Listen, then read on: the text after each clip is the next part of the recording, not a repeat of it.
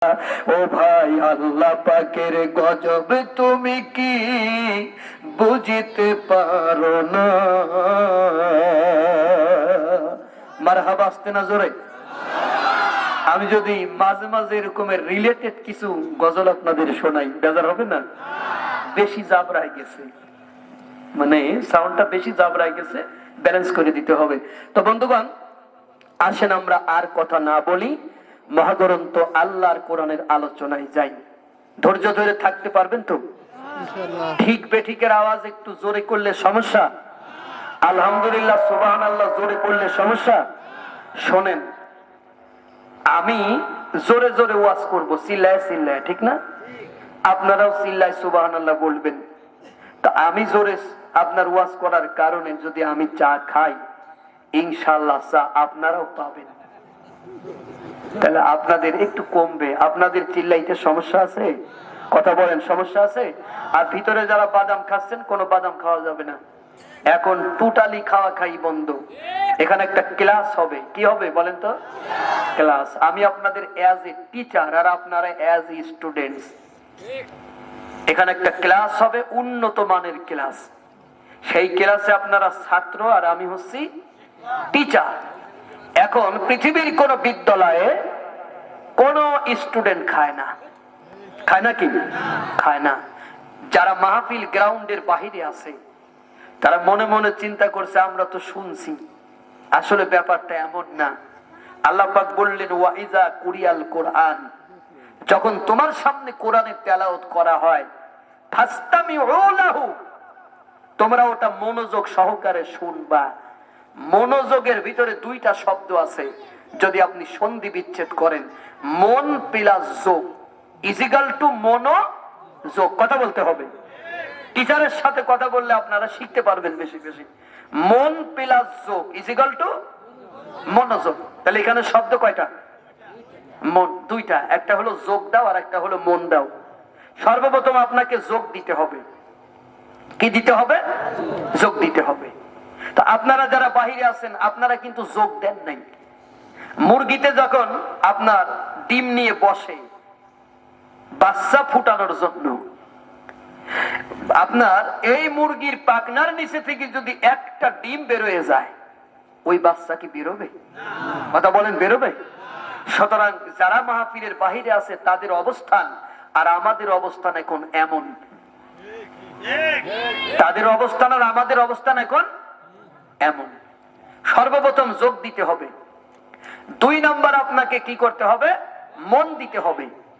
তা আপনি মন দিয়েছেন, মাহফিলে দূর থেকে যোগ দেন নাই, এটা আপনার একটা অপরাধ। আবার যারা এখানে যোগ দিয়ে মন আছে অন্যদিকে, আপনার আরেকটা অপরাধ। কিন্তু কোরআনের নির্দেশনা হলো যে যখন কোরআনের আলোচনা হবে, তোমাদের সামনে কোরআনের তেলাওয়াত হবে, তখন তোমরা মনোযোগ দিবা, তোমরা মনোযোগ দিয়ে শুনবা। এরপর আল্লাহ বললেন, ওয়ানসিতু, চুপ থাকবা। কি থাকবা? জোরে কর না, চুপ থাকবা। চুপ থাকা বোঝেন? কেন চুপ থাকবা? কারণ আবু জেহেলের টার্গেট ছিল, কোরআন যেখানে তেলাওয়াত হবে, কোরআনের কথা যেখানে হবে, সেখানে চিল্লা চিল্লি হট্টগোল মারামারি করে মানুষের মগজকে অন্যদিকে ডাইভার্ট করে দেওয়া। কেন? কারণ আবু জেহেল এটা বুঝেছিল যে কোরআন এমন একটি কিতাব, এই কিতাবের কাছে যে আসবে, এই কিতাব যে শুনবে, সে মুহাম্মাদের অনুসারী হয়ে যাবে। কারণ সে নিজে হিপ্নোটাইজ হয়েছিল। আবু জেহেল একদিন উতবা, লাহাব, সাইবা, আবু সুফিয়ান এদেরকে বলল, চলো মুহাম্মাদের কাছ থেকে একটু কোরআন শুনে আসি, একটু শুনে আসি, বেশি না। এটা বলে তারা কি করলো? আপনার ঘরের বাহিরে দাঁড়ালো। নবীজি কোরআন তেলাওয়াত শুরু করলেন। ওরা সারা রাত কোরআন শুনলো, রাত পার হয়ে গেল, ওরা টের পাইল না। সুবহানাল্লাহ বলবেন না? ওরা টের পাইল না। তখন আবু জেহেল চিন্তা করলো, যেই কোরআন আমার হিপ্নোটাইজ করলো, যেই কোরআন আমাকে অবশ করে ফেলে দিল, সেই কোরআন তো আর শুনতে দেয়া যায় না। তাহলে কি হবে? উনি তখন ওদেরকে বলে দিল যে আজকের পর থেকে কেউ আর এই মুহাম্মাদের কোরআন শুনতে আসবে না। রাত্র গভীর হয়ে গেল। আবু সুফিয়ান চিন্তা করে, আবু জেহেল যখন বলেছে তখন তো সে আর যাবে না, তাহলে আমি যাই। সে আসলো। এরপরে সবাই এক এক করে আসলো। সকাল যখন হয়ে গেল, দেখলো যে একজন আর একজনের কাছাকাছি বইছে। সুবহানাল্লাহ বলবে না? আবু জেহেল লাহাবের বলে, কি ব্যাপার তুমি এখানে কেন? মানা করছিলাম এখানে আসা যাবে না। লাভ কয় যে আমারও তো একই প্রশ্ন, তুমি এখানে কেন? চিন্তা করছেন আপনি? তারপরে আবু জেহেল চিন্তা করলো যে সর্বনাশ, এভাবে বলেও তো মানুষদেরকে আটকানো যাচ্ছে না, তাইলে এখন কি করে? তখন উনি ওই সময় 144 করলেন। তার ঘোষণা ছিল, লা তাসমাউ লিহাযাল কুরআন, তোমরা কোরআন শুনতে যাবা না। কি বললো? কথা বলতে হবে। আমি বলছি না যে উন্নত মানের ক্লাস নিব, আমার সাথে কথা না বললে আপনার মজা লাগবে না। সে কি বললো? লা তাসমাউ লিহাযাল কুরআন, তোমরা কোরআন শুনতে, কথা বলেন, কোরআন শুনতে যাবা না। যদি যাও মানে তার যে সমস্ত চেলাপেলা ছিল, তার গোয়েন্দা টিম যারা ছিল, তাদেরকে বললো তোমরা যদি যাও তাহলে তোমাদের একটা কাজ হবে, তোমরা ওই মাহফিলের ভিতরে গিয়া মুহাম্মদ যেখানে সমাবেশ করে, মুহাম্মদ যেখানে কোরআনে তেলাওয়াত করে, তোমাদের একটাই টার্গেট হবে, তোমরা চিল্লাচিল্লি করবা, মারামারি করবা, হট্টগোল করবা, ওই মাহফিলকে পণ্ড করে দিবা, বন্ধ করে দিবা, তাইলেই তোমরা সফল হতে পারবা। গুরুতে পরামর্শ দিচ্ছে চেলাদেরকে, কথা বল না কে? গুরুতে পরামর্শ দিচ্ছে চেলাপেলাদেরকে যে তোমরা ওখানে গিয়া কি করবা? হট্টগোল করবা, মারামারি করবা, চিল্লাচিল্লি করবা, তাইলে তোমরা সফল হতে পারবা। কারণ কি? ওই কোরআন যে বুঝবে সে মুহাম্মাদের অনুসারী হবে। তাহলে এই কোরআনের মাহফিলে চিল্লাচিল্লি, হট্টগোল, মারামারি করে কোরআনের মাহফিল থেকে যদি মগজকে কেউ অন্যদিকে ডাইভার্ট করে, সে বুঝে করুক আর না বুঝে করুক, সে নির্ঘাত আবু জেহেলের প্রজেক্টকে বাস্তবায়ন করার কাজেই লিপ্ত আছে, ঠিক না? এখন আমাদের সমাজে কেউ কেউ বলে কোরআন না বুঝলেও সওয়াব আছে। কি বলে? কোরআন না বুঝলেও, কথা বল না কে? কথা বলতে হবে। কোরআন না বুঝলেও, আপনি আমারে দেখান এই পৃথিবীতে কোরআন বাদে একটা কিতাব আছে যেই কিতাবে পৃথিবীর মানুষ না বুঝে পড়ে। একটা কিতাব দেখান, একটা কিতাব দেখান যে এই পৃথিবীতে মানুষ কোরআন বাদে একটা কিতাব সে না বুঝে পড়ে। একটা কিতাবের নাম করেন। বাংলা কেউ না বুঝে পড়ে? আমি কষ্ট পাচ্ছি আপনাদের আওয়াজে। আমরা তো মাগুরায় বেশি ওয়াজ করি না, আমরা বেশি ওয়াজ করি বাইরের জেলাগুলোতে। তাদের না শব্দটাও মাটি কাঁপে, তাদের ঠিক বেটিকের শব্দে মাটি কাঁপে। ইউটিউবে শুনবেন আমাদের আলোচনাগুলো, এইভাবে অভ্যস্ত না আমরা। কথা বলবেন, তাহলে আমি ঘুমায় পড়বো। বিষয়গুলো বুঝার চেষ্টা করেন। বাংলা কেউ না বুঝে পড়ে? যদি কেউ বাংলা না বুঝে পড়তো, দুর্গমগিরি কান্তার মরু দুস্তার পারাবার, লঙ্ঘিতে হবে রাত্রি নিশীতে যাত্রীরা হুঁশিয়ার। এটা দাঁত ভাঙা বাংলা।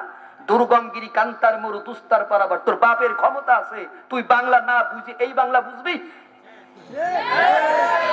তাহলে তোকে বাংলা পড়তে হবে। শুধু পড়তে হবে না, তোকে বাংলা গ্রামার পড়তে হবে, তোর সমাজ পড়তে হবে, কারক পড়তে হবে, কত কিছু। তুই বাংলা বাঙালি হয়ে তুই বাংলা গ্রামার পড়িস। তারপরে কেউ যদি ইংরেজি পড়ে, এই যে মাহফিলে আমাদের শ্রোতারা আসে, আমাদের বক্তারা অরিজিনালি তাফসীর করে না কেন? আমাদের বক্তারা অরিজিনালি তাফসীর করে না, তার কারণ অরিজিনালি তাফসীর যদি বক্তারা করে, তাফসীর হচ্ছে এমএ ক্লাসের একটা সাবজেক্ট, অনার্স ক্লাসের একটা সাবজেক্ট। ওই সাবজেক্ট বুঝার মতো শ্রোতা মাহফিলে খুব কম থাকে। আপনি ঢাকা ইউনিভার্সিটির ভালো স্টুডেন্ট, ফার্স্ট ক্লাস ফার্স্ট ইংরেজিতে, আপনি বিসিএস এ টিকে গেছেন, শিক্ষায় আপনি বিসিএস এ টিকে গেলেন। সরকার আপনাকে কোনো কলেজে আপনাকে পোস্টিং দিতে পারলো না, মানে পোস্ট নাই। হঠাৎ করে তাকে কি করলো? প্রাইমারিতে পোস্টিং দিয়ে দিল যে আপনি প্রাইমারিতে কিছুদিন করেন, বেতন সমানই হবে, পরবর্তীতে আমরা আপনাকে গভর্নমেন্ট কলেজে নিয়ে আসবো। এরকমের হতে পারে কিনা? তো সে তো ঢাকা ইউনিভার্সিটির ফার্স্ট ক্লাস ফার্স্ট, ইংরেজিতে অনার্স মাস্টার্স করেছে ওখানে, তারপরে বিসিএস করেছে। সে ওয়ান ক্লাসে গিয়া বলতেছে, my dear students, I am Jahangir Alam, I am for Dhaka university, I am your new English teacher. I try to say something about my daily habits. I get up early in the morning every day. I brush my teeth, wash my face and take ablution. I perform Fajr prayer. Have I understand my students? ওরা ডাক দেবে, head sir কোথায় গেলেন? এই পাগলের কোত্থেকে আনলেন? আপনার পড়ানোই তো ভালো ছিল, একদম একদম ঘোড়া ডুমস আছে, আপনি তো ভালো পড়াতেন, এই পাগলের কোত্থেকে আনলেন? কিন্তু পাগল কি বলেছে? পাগল ওয়ান ক্লাসে গিয়া বলতেছে, my dear students, I am Jahangir Alam, I am from Dhaka. I am your new English teacher. আমি তোমাদের নতুন ইংরেজি শিক্ষক। I try to say something about my daily habits. আমার জীবনের কিছু গুরুত্বপূর্ণ কথা আমি তোমাদের সাথে শেয়ার করতে চাই। কথা বুঝতে পারছেন? এরপরে সে বলতেছে, আমি সকালবেলা উঠি, আমি ওযু করি, আমি হাত ধুই, মুখ ধুই, নাক ধুই, মুখ ধুই, এরপরে আমি ফজরের নামাজ পড়ি, তারপরে আমি ব্রেকফাস্ট করি। কথাগুলো ভালো না খারাপ? কথা বলেন, ভালো না খারাপ? ও তো চমৎকার কথা বলেছে। অন ক্লাসে ওরা বুঝেছে না, বুঝার কারণে ওকে পাগল বলছে কি বলে নাই? বলেছে এই বেটা বদ্ধ পাগল, এর ক্লাস আমরা করব না। একটা লোক গেল এমএ ক্লাস নিতে, এমএ ক্লাসে নিয়ে এমএ ক্লাসে গিয়া সে ছাত্রদের বলতেছে, ভাই সব আগডুম বাগডুম ঘোড়া ডিম সাজে, ঢাক ঢোল সাইজের বাজে, বাজতে বাজতে চলো দুলি। ওরে ছাত্ররা চার হাত পাও বান্ধে একদম গেটের বাহিরে নেই, পাবনায় ফোন করবে, অ্যাম্বুলেন্স পাঠান, এক মস্ত বড় পাগল পাইছি। তাহলে কি হলো? ওয়ান ক্লাসের পড়ানো এমএ ক্লাসে পড়ানো যাবে, আর এমএ ক্লাসের পড়ানো ওয়ান ক্লাসে পড়ানো যাবে। তাফসীরটা হচ্ছে এমএ ক্লাসের একটা সাবজেক্ট। যখন তাফসীর মাহফিল কোথাও লেখা হয়, ওই লেভেলের ছাত্র সবগুলো মাহফিলে থাকে না। যারা ওয়ান ক্লাসের ছাত্র থাকে ওরা টাস টাস টাস টাস করে মাহফিল থেকে উঠতে শুরু করে। আর মাওলানারা তো এমনি ওয়াজ শোনে না, ওরা তো ওয়াজ জানে। কথা বলছেন নাই? আপনি কিন্তু রাগ করেন না। অনেক মাওলানা আছে শো দিতে, খাওয়া দাওয়া শেষ, মাওলানার ওয়াজও শেষ, ওই মাওলানা গ্রুপও থাকে না, ওরা কাটিয়ে পড়ে মাহফিল থেকে, ওরা জানে বেশি, ওরা হলো পণ্ডিতের বা পণ্ডিত। আর এই যে যারা ওয়ান ক্লাসের ছাত্র, এগুলো চলে গেল। মাঝখান থেকে বললো বক্তা ভালো না, এই বক্তারা আগামীতে আনিস না। এই জন্য আমাদের বক্তারা যাই পারুক তারা মাহফিলকে ধরে রাখার চেষ্টা করে, তার গলাবাজি দিয়েই হোক আর বয়াতির মতো সুর দিয়েই হোক। কথা ক্লিয়ার? এই জন্য আমরা মহাজালার ভিতরে আছি। তো যদি আপনারা বলেন আমি প্রতিদিন এক একটা মাহফিলে যাই আর এক একটা নোট করি, আমি গরমে হোক শীতে হোক আমি রাত্রে ঘুমাই না, আমি স্টাডি করি, তা আমি আপনাদের জন্য আজকে একটা নোট নিয়ে আসছি। যদি মনে হয় যে আপনারা কোরআনের গুরুত্বপূর্ণ কথাগুলো শুনবেন, তাহলে কম করে 1.5 ঘন্টা এখানে আপনাদের বসার মন নিয়ে বসতে হবে। রাজি আছি কিনা বলেন? আমি কোরআনের অকাট্য কিছু আলোচনা করতে চাই। আল্লাহ পাক আমাকে তৌফিক দিন আর সকলকে শুনিয়ে বুঝে আমল করবার তৌফিক দিন, বলেন আমিন। সম্মানিত বন্ধুগণ আমার, আমি কি কিছু কথা আপনাদের বুঝাইতে পেরেছি? আমার কথা বুঝতে কষ্ট হচ্ছে না তো? সাউন্ড ঠিক আছে কিনা? আলহামদুলিল্লাহ। যারা দাঁড়ায় আছেন একটু বসলে আমরা উপকৃত হই আর আপনারা উপকৃত হন। দাঁড়ায় থাকবেন না, বসে পড়েন। সম্মানিত বন্ধুগণ আমার, আসেন আমরা কোরআনের তেলাওয়াত করি। আমার সাথে পড়েন, আউযু বিল্লাহি মিনাশ, জোরে পড়েন, শাইতানির রাজিম, বিসমিল্লাহির রাহমানির রাহিম, ইন্নাল্লাহা ইয়া'মুরুকুম আন তুওয়াদ্দুল আমানাতি ইলা আহলিহা ওয়া ইযা হাকামতুম বাইনান নাসি আন তাহকুমু বিল আদলি। আমার সাথে পড়ুন, সাদাকাল্লাহুল আযীম। সম্মানিত ভাইরা, আমি মহাগ্রন্থ আল কোরআনুল কারীমের 4 নম্বর সূরা, সূরা নিসার 58 নম্বর আয়াত তেলাওয়াত করেছি। মনে থাকবে? 58 নম্বর সূরা নিসার কয় নম্বর আয়াত? 58। ক্লাসের নিয়ম আছে, ক্লাসে স্যার ব্ল্যাকবোর্ডের উপরে লিখে দেন অঙ্ক ক্লাস, নিচে লেখেন সরল অঙ্ক, তারিখ কত এত। কি আপনারা লেখেন না? ব্ল্যাকবোর্ডে লিখে দেয়। আমি কিন্তু আপনাদের জানাইয়া দিলাম সূরা নিসার 4 নম্বর সূরা, 4 নম্বর সূরা নিসার আয়াত নাম্বার 58, 58। অনেকে ওয়াজ শুনে বাড়িতে যায়, কি শুনলে? কয় হেভি ওয়াজ, বাপের জন্মে এমন বক্তা আমি চোখে দেখি নাই, এমন ওয়াজ করছে পিশাব করার সুযোগ পাই নাই। কি ওয়াজ করলো? কয় কিছু মনে নাই।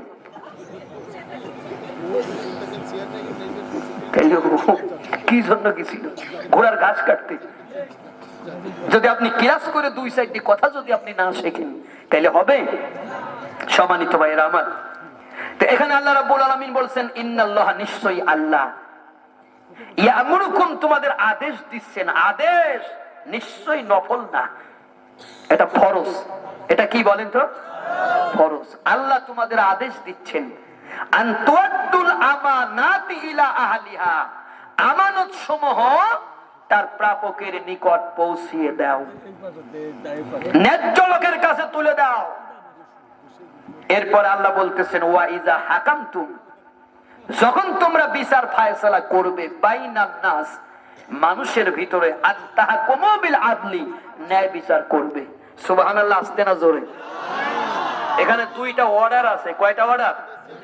একটা অর্ডার হলো আমানত তার ন্যায্য লোকের কাছে দিবা, যেখানে সেখানে আমানত দিতে পারবে না। তার মানে আমানত রাখার কথা বলা হচ্ছে না, আপনার কাছে যে আমানত রাখা হয়েছে এই আমানত আপনি তার ন্যায্য লোককে ফেরত দেবেন। যে ওর যোগ্য তারে দেবেন, যে অযোগ্য তারে দেওয়া যাবে না। 2 নম্বর আল্লাহ বললেন বিচার যখন করবা ন্যায় বিচার করবা, অন্যায় বিচার করতে পারবা। এই দুইটা অর্ডার কার? আর আল্লাহর অর্ডার যদি কেউ না মানে সে মুসলমান থাকতে পারে? কখনো পারে না। এখন আমরা দেখে আসি আমানতের কি অবস্থা, আর আমরা দেখে আসি আমাদের বিচার ব্যবস্থার কি অবস্থা। তারপরে আমরা বুঝবো যে আমরা আমানত রক্ষা করতে পারছি কি পারি নাই। ঠিক আছে কিনা বলেন? এখন কথা হলো আমানত কারে বলে। আমি কিন্তু এর ক্লাস নেওয়ার মতো পড়াবো আপনাকে, যদি আপনি পড়ার ইচ্ছা থাকে। আমানত কারে বলে? আল্লাহ এবং মানুষের পক্ষ থেকে আমার আপনার উপরে যে দায়িত্ব কর্তব্য প্রদান করা হয়েছে তাকে আরবিতে আমানত বলে। এখানে পক্ষ দুইটা। কয়টা? এক পক্ষ আল্লাহ আর এক পক্ষ মানুষ। আল্লাহ এবং মানুষের পক্ষ থেকে আমার আপনার উপরে যে দায়িত্ব কর্তব্য প্রদান করা হয়েছে তাকে আরবিতে আমানত বলা হয়। এই যে সভাপতি সাহেব বসে আছে, এই সভাপতির চেয়ারটা আজকের কমিটির আমানত। আজকের কমিটির কি? উনি হচ্ছেন সবার সভাপতি। আমি কোরআনের গুরুত্বপূর্ণ কথা বলতেছি, উনি পাশ থেকে বললেন এই ওয়াজ শুনবো না, তখন মাহফিলে বিশাল হট্টগোল বেঁধে যাবে, মারামারি হবে। ঠিক না বেঠিক? তাহলে এই চেয়ারে কোনো ওয়াজাতকে বসানো যাবে না। ওয়াজাত বসাইলেই মাহফিলে সমস্যা। ঠিক না? কারণ এই চেয়ার হচ্ছে একটা আমানত, এখানে জাত লোকেরই বসাইতে হবে। আর আপনারা জাত লোক বসাইছেন, এই জন্য আপনারা আমানতের খেয়ানত করেন নাই। কিন্তু এমন লোকেরা বসানো কোরআনের কও বোঝে না, কোরআনের কও বোঝে না। সারা জীবন খাইছে সুদ, সারা জীবন খাইছে ঘুষ, কথা কথা, সারা জীবন করেছে দুর্নীতি। সেই বেটারা আপনি এনে বসাইছেন সভাপতির চেয়ারে। আমি যদি সুদের বিরুদ্ধে ওয়াজ করি ও কি শুনবে? আমি যদি ঘুষের বিরুদ্ধে ওয়াজ করি ও কি শুনবে? আমি যদি দুর্নীতির বিরুদ্ধে ওয়াজ করি ও কি শুনবে? তাহলে আপনি একটা ওয়াজাতরা চেয়ারে বসায় ফেলালেন। আমি সভাপতি দিয়েই উদাহরণ দিলাম, মনে কিছু করবেন না। আর সে আমার একজন প্রিয় মানুষ, এই জন্য সেও এটা মাইন্ড করবে না। আর সে একজন মৌলানা মানুষ, সমস্যা নাই, আলহামদুলিল্লাহ। সম্মানিত বন্ধুগণ আমার, এখন আল্লাহ আপনার কাছে কি আমানত রাখছে? আল্লাহ রাব্বুল আলামিনের আমানত হলো ইন্না আরাদনাল আমানাতা আলাস সামাওয়াতি ওয়াল আরদি ওয়াল জিবাল। নিশ্চয় আমি আমার এই আমানতকে, এই কোরআনকে আল্লাহ আমানত বলতেছে। কি বলতেছে? আমানত বলতেছে। নিশ্চয় আমার এই আমানতকে আমি সর্বপ্রথম আকাশের কাছে দিতে চাইলাম, নিল না। এরপরে জমিনের কাছে দিতে চাইলাম, জমিন নিল না। এরপরে পাহাড়ের কাছে দিতে চাইলাম, পাহাড় নিল না। কেউ নিল না, আকাশ নিল না, জমি নিল না, পাহাড় নিল না। কেন নিল না? ওরা বলল আল্লাহ আমরা তোমার কোরআনের ওজন বহন করতে পারবো না, কোরআনের ওয়েট আমরা বহন করতে পারবো না। একবার এই আলোচনাটা বোঝেন ও মুসলমান, কত গুরুত্বপূর্ণ কথা। যেই কোরআনের ওজন আকাশ বহন করতে পারবে না, জমিন বহন করতে পারবে না, এটা পাহাড় বহন করতে পারবে না, অথচ আজকে আমি জাহাঙ্গীর আলমের হাতে সেই কোরআন আছে, আমি সেটা বহন করতেছি। এটা কিভাবে সম্ভব? কথা হচ্ছে এই পাশে, এই পাশে কথা হচ্ছে, পিছনে কথা বন্ধ রাখতে হবে, পিছনে কথা বন্ধ রাখতে হবে। এই পাশে আওয়াজ হচ্ছে। ভাই কষ্ট হয়, ওয়াজ কি চলবে কিনা? তা নিল, আল্লাহ বলেন ও হামালাহাল ইনসান, তা নিল মানুষেরা। কারা নিল? কেন নিল? ইন্নাহু কানা জালুমান জাহুলা। আল্লাহ বলে মানুষ জালেম এবং মূর্খ। কার কথা? মানুষ জালেম এবং, অথচ আমরা নিজেদেরকে জ্ঞানী ভাবি। আল্লাহ কয় মূর্খ। এই কোরআন আমরা নিলাম, কেন নিলাম? একটা উদাহরণ আমি পেশ করি, কোরআন বুঝাবেন উদাহরণ দিয়া, কাউরে পিটাইয়া না। আপনি কোরআনের যত উদাহরণ দিতে পারবেন মানুষ কোরআন বুঝবে। কোরআন বুঝার কিতাব না, না বুঝার কিতাব? অথচ যারা বললো কোরআন না বুঝলেও সওয়াব আছে, এরা কিভাবে এই কথাটা বললো? এরা বলেছে ওই হাদিসের দিক তাকাইয়া রাসূল বলেছেন কোরআনের যে একটি অক্ষর পড়িবে সে 10টি নেকি পাইবে। আমার কাছে প্রশ্ন হলো, ওখানে কি কোনো বাঙালি ছিল? কথা বলেন, ওখানে কি কোনো বাঙালি ছিল? ওখানে কোনো ইন্ডিয়ান ছিল? ওখানে তো সৌদি আরবের লোকেরাই ছিল। আচ্ছা, সৌদি আরবের লোকেরা কোরআন বোঝে কি বোঝে না? সৌদি আরবের লোকেরা যদি পড়ে, গ্রামের লোকেরা, আমাদের এই যে যেমন গ্রাম শহর না, আমি তো শহর থেকে আসলাম, সৌদি আরবের গ্রামের লোকেরা যদি পড়ে ওয়াদ্দুহি ওয়াল্লাইলি ইযা সাজে মা ওয়াদ্দাআকা রাব্বুকা ওয়া মা ক্বালা, তাদের নামাজ জায়েজ, তোমার নামাজ জায়েজ না। কারণ এটা তাদের মাতৃভাষা, আঞ্চলিক ভাষা। আল্লাহ সূরা ইউনূসের ভিতরে, ইউসুফের ভিতরে বলতেছে, নবী রে, আমি এই কোরআনকে আরবি ভাষায় তোমার জন্য নাজিল করেছি যাতে তোমার বুঝতে সহজ হয়। এটা তোমার আরবিতে নাজিল করা হয়েছে তোমার জন্য, যাতে তোমার বুঝতে সহজ হয়। তাহলে মক্কার লোকেরা কোরআন বুঝতো কি বুঝতো না? আরো জোরে বলেন। এই জন্য রাসূল বলেছে যে একটি অক্ষর পরিবেশে 10টি নেকি পাইবে। পড়া মানে বুঝে বুঝে পড়া, পড়া মানে না বুঝে পড়ে না। আমার ছেলে অঙ্ক পড়ে মানে আমার ছেলে অঙ্ক বুঝে পড়ে, আমার ছেলে ইংরেজি করে মানে আমার ছেলে ইংরেজি না বুঝে করে না, আমার ছেলে বুঝে ইংরেজি করে। বুঝে মানে পড়া মানে বুঝে বুঝে পড়া, না বুঝে পড়া না। পড়ার সংজ্ঞা কখনো না বুঝে হয় না। The more you read, the more you learn. যত পড়বে তত তুমি জানতে পারবে। তার মানে কি, তুমি পড়লে বুঝবে, বুঝলে তুমি জানতে পারবে। তুমি জানার সংখ্যা কি উল্টায় দিচ্ছ এখন আছে? The more you read, the more you learn. তুমি যত পড়বে তত তোমার জ্ঞান অর্জন হবে। কথা কি বোঝা যায়? তাহলে আপনি কোরআন পড়তেছেন, আপনার তো জ্ঞান অর্জন হয় না, তাহলে এই কথাটা মিথ্যা। The more you read, the more you learn. এই কথাটা এখন আমরা কেটে দিব লাল কালি দিয়ে। কেন? আমাদের দেশের অনেক লোক তো কোরআন পড়ে, বোঝে না। অথচ কি বলা হলো? The more you read the more you learn. যত পড়বে তত তোমার জ্ঞান অর্জন হবে, তত তোমার কি হবে? জ্ঞান অর্জন হবে। তাহলে জ্ঞান অর্জন করতে গেলে ওই সাবজেক্ট বুঝতে হবে নাকি না বুঝে পড়তে হবে? বুঝতে হবে। এখন আসেন, এটা তো একটা হাদিস। আমরা কোরআনের আয়াতের দিকে তাকাই, কোরআন কি বলতেছে? কোরআন বলতেছে, ওয়া আনজালনা ইলাইকা যিকর, নবী হে, আমি তোমার উপরে জিকির নাজিল করেছি। এই কোরআনকে আল্লাহ জিকির বানাইছে। কি বানাইছে? আজকে তো আপনারা জিকিরের এখানে কি দিছেন? জিকিরের না, আমি আপনার জিকিরের বয়ান করবেন, তো জিকিরের বয়ান করবেন, এখানে তো কোরআনের তাফসীর হচ্ছেই, তো এক্সট্রা আবার জিকিরের বয়ানের কি দরকার ছিল? কোরআনই তো একটা জিকির। আল্লাহ বলতেছে, ওয়া আনজালনা ইলাইকা যিকর, আমি এই জিকির তোমার উপর নাজিল করেছি। এটা জিকির, আল্লাহর কথা, আমার কথা না। কার কথা? আরে জোরে কর না, কার কথা?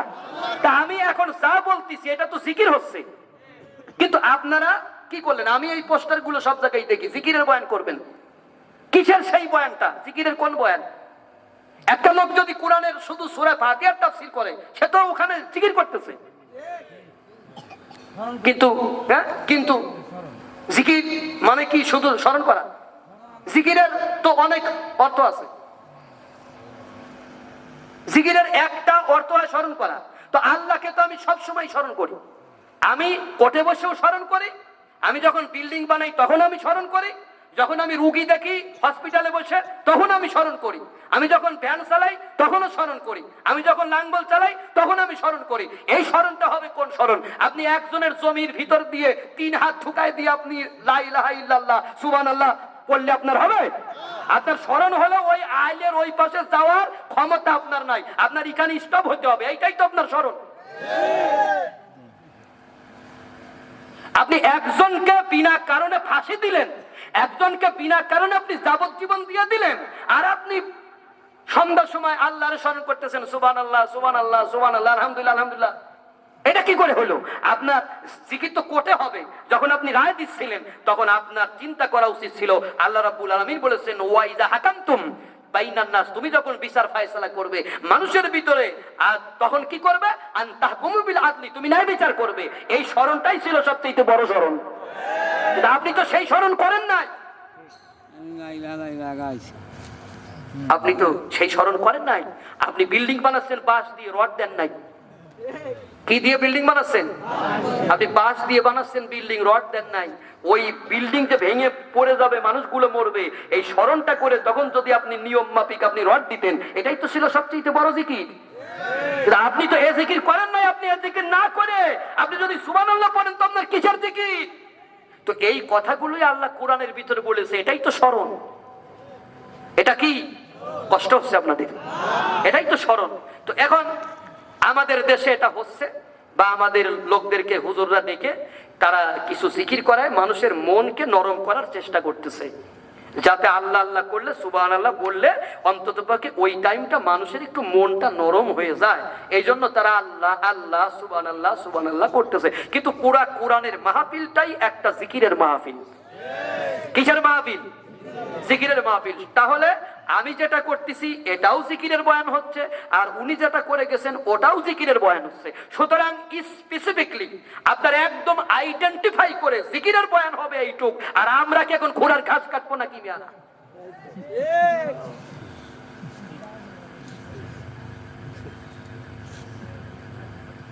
আমি কি বুঝাইতে পেরেছি? কথা বলতে হবে, বুঝলে কথা বলবেন। বুঝাইতে পেরেছি? তাহলে পুরা কোরআনটাই একটা জিকির। কে বলতেছে? ও আনজালনা ইলাইকা যিকর, নবী হে আমি জিকির তোমার উপর নাজিল করেছি। এই জিকির দিয়ে তুমি কি করবা? লিতুবাইয়িনা লিন-নাস, তুমি এটা মানুষদের বুঝাই দিবা। কার কথা? আরো জোরে কোন। এই পিছনের লোকেরা কোন দিক খেয়াল? ওয়ান ক্লাসের নাকি আপনারা? আল্লাহ বললেন যে এই জিকির আমি তোমার উপর নাজিল করেছি, এটা তুমি মানুষদের বুঝাই দিবা। কার কথা? জোরে কোন। তাহলে আল্লাহ পাক তার নবীরে বলতেছে বুঝাই দিবা। কি করবা? বুঝাই দিবা। কেন বুঝাই দিবা? মানুষ ইলাইহিম, যদি তুমি এটি মানুষদেরকে বুঝাইয়া দাও তাহলে মানুষ কি করবে? ওয়ালা আল্লাহুম ইয়াতাফাক্কারুন, মানুষ চিন্তা করবে, গবেষণা করবে, অ্যানালাইসিস করবে কোরআন নিয়া। সুবহানাল্লাহ।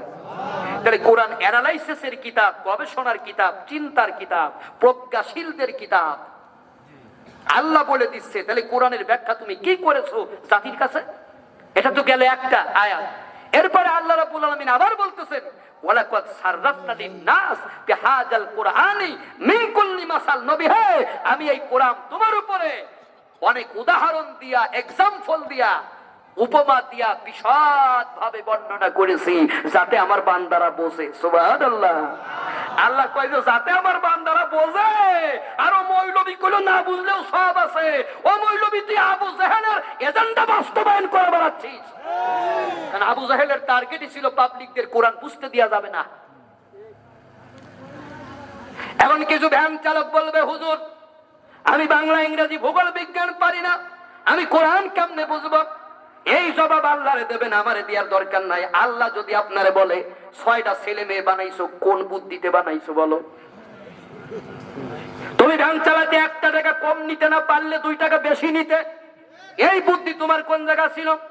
আলু পটল যখন কিনতে পয়সা, আলু পটল কেন নাই, এই বুদ্ধি তোমার কোন জায়গা ছিল? তুমি যখন ওই গোস্ত কিনতে গেছো, চর্বি দেওয়া যায় না, এই বুদ্ধি তোমার কোন জায়গা ছিল? মাছ কিনেছো, টিপে টিপে ভালো মাছ কিনেছো, এই বুদ্ধি তোমার কোন জায়গা ছিল? আল্লাহর জবাব দেবেন, আমার দেওয়ার কোনো দরকার নাই। ও বন্ধুগণ, আমার এই বক্তব্য হলো সেই মানুষদের জন্য যে মানুষগুলো ইংরেজি পারে, ভূগোল পারে, বিজ্ঞান পারে, দর্শন পারে, অর্থনীতি পারে, সায়েন্স পারে, সব পারে, শুধুমাত্র আল্লাহর কোরআন না বোঝার কারণে এই মানুষগুলো জাহান্নামের ভিতরে চলে যাবে। কথা কন না কা? এই মানুষগুলো জাহান্নামের ভিতরে চলে যাবে। কি ওয়াজ কি চলবে? সম্মানিত বন্ধুগণ আমার, আল্লাহ পাক বলে দিলেন আমি কোরআনকে বিশদভাবে নাজিল করেছি। বিশদের ব্যাখ্যা বোঝেন। আমার কাছে একটা কলম আছে, এই কলম দিয়ে আমি 30 পৃষ্ঠার একটা বই লিখে শেষ করতে পারি। কিন্তু আল্লাহ রাব্বুল আলামিন বলে দিলেন কুল্লাউ কানাল বাহার, এই পৃথিবীর ভিতর যত সাগর আছে, সমস্ত সাগরের ভিতর যত পানি আছে, আল্লাহ বলে দিলেন কুল্লাউ কানাল বাহারু মিদাদাল লিকালিমাতি রাব্বি লানাফিদাল বাহরু ক্বাবলা আন তানফাদা কালিমাতু রাব্বি ওয়ালাউ জিনা বিমিসলিহি মাদাদা। আল্লাহ বলে দিলেন নবী হে এই পৃথিবীর ভিতর যত সাগর আছে, সমস্ত সাগরে যত পানি আছে, আমার কোরআনের ব্যাখ্যা লেখা যদি শুরু হয়ে যায়, ওই সাগরের পানিগুলো তুমি কালি বানাবা, কালি বানাইয়া আমার কোরআনের ব্যাখ্যা লেখা শুরু করে দিবা। তামাম পৃথিবীর সব সাগরের পানিগুলো শেষ হয়ে যাবে, তারপরও আমি আল্লাহর কোরআনের ব্যাখ্যা লেখা শেষ হবে না। কার কথা? আর তুমি বলতেছো না বুঝলেও সব আছে। না, চা তো আমি তখন খাবো যখন পাবলিক খাবে। আমাদের তো এগ্রিমেন্ট হয়েই গেছে, হ্যাঁ, চা আমরা চা খাইলে আপনাদেরও দিব, ঠিক কিনা? কি আপনারা খুশি তো? হ্যাঁ, কি আমার ওয়াজ বোঝা যায়? আরো মজার মজার ওয়াজ বৃষ্টির মতো পড়বে। সম্মানিত বন্ধুগণ আমার, তাহলে আমি 3টা আয়াত বলেছি, কোন আয়াতে কি আল্লাহ বলেছে বোঝা লাগবে না? কথা বলেন, কোন আয়াতে আল্লাহ পাক তার নবীরে বলেন এই কোরআন তুমি পড়ো? রাসূল পড়লেন, কত পরিমাণে পড়লেন? আপনার কি আন্দাজ আছে? একটা ছেলে এসএসসি পরীক্ষার আগে সে কত পড়ে? সেই আপনার এত পড়া পড়ে যে দুর্গমগিরি কান্তার মরুদুস্তর বারবার করে ঠোঁটে এইভাবে নাড়ায়, জিহ্বার এইভাবে নাড়ায়, মুখস্থ করার চেষ্টা করে। আল্লাহর নবী কোরআন মুখস্থ করার জন্য চেষ্টা করতেছে, আল্লাহ বলে দিলেন লা তুহাররিক বিহি লিসানাকা লিতাজালা বি, নবীরে এই কোরআন মুখস্থ করার জন্য তোমার জিহ্বারে এত নড়াচড়া করার দরকার নাই। ইন্না আলাইনা জামআহু ওয়া কুরআনা, এই কোরআন তোমার সিনার ভিতরে আমি জমা করে দেব, শুধু জমা করে দিব না, ইন্না আলাইনা বায়ানা, একে ব্যাখ্যা করে বুঝাই দেব। সুবহানাল্লাহ। তাহলে কোরআন যে বুঝার কিতাব, ব্যাখ্যা করে বুঝাই দেব আল্লাহ কয়, আরো কয় যে না বুঝলেও সব আছে। এত আয়াত কোরআনে থাকতে তারপর ওই একটা হাদিস ধরে, অথচ ওখানে কোনো বাঙালি ছিল না, যা ছিল সব আরাবিয়ান ছিল। সম্মানিত ভাইরা, এখন কি হলো? এই কোরআন আমরা কেমনে নিলাম? ওই যে একটা উদাহরণ দিতে চাইছিলাম, মনে আছে? আপনাদের মনে হয় মনে নাই? তো মনে থাকলে বলেন না কেন, মনে আছে? একটা লোক মাঠে ধান কাটতে গেছে। কি কাটতে? ধান কাটতে গেছে। আচ্ছা, ধান কেটে ছোট ছোট আটি বাঁধে না? 10 আটিতে একটা বোঝা হয় না? তা একটা লোক 10 আটির একটা বোঝা বেঁধে মাথায় নিয়ে যখন বাড়ি আসবে, ইন দি টাইম তার 10 বছরের ছেলে গিয়ে বলতেছে, বাবা এই বোঝাটা আমার মাথায় দাও। সমস্যা হচ্ছে শান্ত? এনারা কই গেল? একটাও নাই। প্রশংসা করছি না, প্রশংসা ভাসতেছে এখন। এই জন্য হুন্ডায় চড়ে পিছনে বসে কেউ বলবেন না চালকটা ভালো, তাহলে আপনার অ্যাক্সিডেন্ট করাবে। খুশি খুশি ঠেলা, কোথাও সরবি না। আমি যখন চা খাই না, তোদেরকে বাদাম খাওয়ার সুযোগ আমি দেবো না? কিনি আপনাদের ভালো লাগে? তাহলে 10 আটিতে একটা বোঝা হয় কিনা? হয় না? ওর ছেলে গিয়া বলতেছে, 10 বছরের ছেলে, বাবা একটু কমাই দাও, বাবা এই বোঝাটা আমার মাথায়, আর একটু কমাও, বাবা এই বোঝাটা আমার মাথায় দাও। আচ্ছা বলেন, পৃথিবীর কোন নিষ্ঠুর বাবাও কি ছেলের মাথায় 10 আটি ধানের বোঝা দেবে? 10 বছরের ছেলের মাথায়?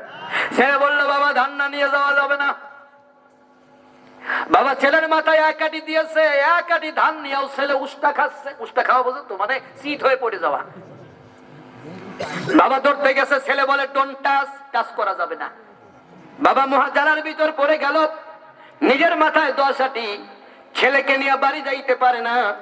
বাবা তখন ছেলের মাথার আটিটা বাম হাত দিয়া ধরেছে, বাম হাত দিয়ে ছেলের মাথার সাথে লাগা লাগা করে ধানটারে ধরে বাবা হাঁটতেছে।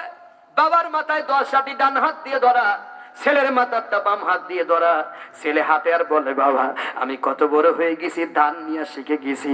আসলে ছেলে জানে না ওই ধানের ওজন ছেলের মাথায় নয়, ওই ধানের ওজন ছেলের বাবার কুদরতি হাতে, ঠিক না? ওই ছেলের বাবার হাতের ভিতরে যেই হাতটা আল্লাহ তাআলা দান করেছে, সুবহানাল্লাহ, বাবার স্নেহের হাতের ভিতরে ওই ধানের বোঝাটা ছেলে বুঝতে পারে না। ওরকমের করে বান্দা জানে না এই কোরআনের ওজন বান্দার মাথায় নয়, এই কোরআনের ওজন আল্লাহ রাব্বুল আলামিন তার কুদরতি হাতের ভিতরে নিয়েছে।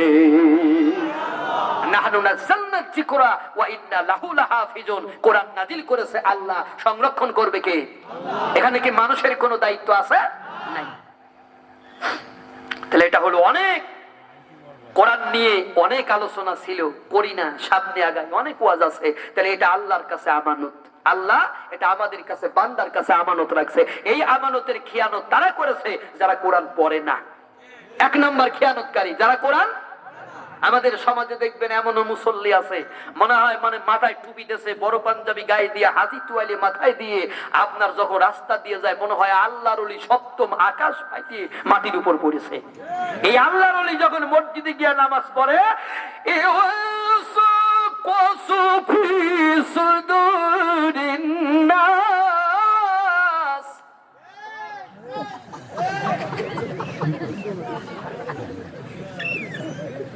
আমি কি ঠিক পড়েছি? ইউয়াস কসুহি এরকমের মুসল্লি আপনার এলাকা আছে কি নাই? আরে কথা বল, আমি তো একটু ভালো স্টাইলে পড়েছি, আর একটা পড়বো, রাগ করবেন না তো? আলামু তারো কাফি ফালারব বুক বিআসহাবিল ফিল। এরকমের মুসল্লির সংখ্যা বেশি কমে গেছে, এরকমের মুসল্লির সংখ্যা কম না বেশি?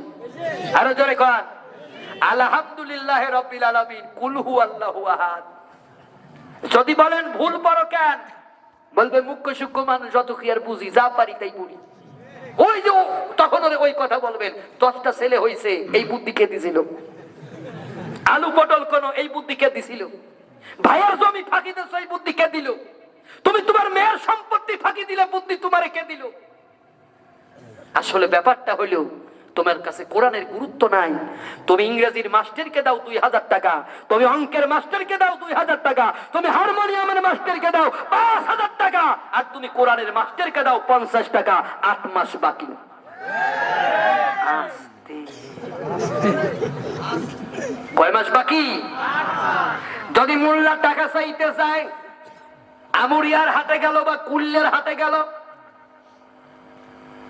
যদি মোল্লা টাকা চাইতে চায়, বলে চাচা 8 মাসের বাকি 400 টাকা, তখন বলে তোর কি মরণ হবে না? ওই মোল্লার বাচ্চা এত টাকা দিয়ে কি করবি? কবরে নিবি নাকি? অথচ হারমোনিয়াম সে গেল সা রে গা মা বাধা নিসা, 5000। কয় হাজার? হারমোনিয়ামের মাস্টারের যোগ্যতা কি কোরআনের মাস্টারের যোগ্যতার চাইতে বেশি? আমি এখানে একটা টান দেব কোরআনের। এই এলাকায় হারমোনিয়ামের মাস্টারদের ডাকে আনেন, ওপেন চ্যালেঞ্জ করলাম আল্লাহর নামে, আমার এই তেলাওয়াতের কাছে ওর কোন স্কেল ফেস্কেল কাজে লাগবে না। আমি এমনি তো গান গাই টি-শার্টে। কত যোগ্যতা লাগে একটা কোরআনের মাস্টারের, আপনাদের জানা আছে?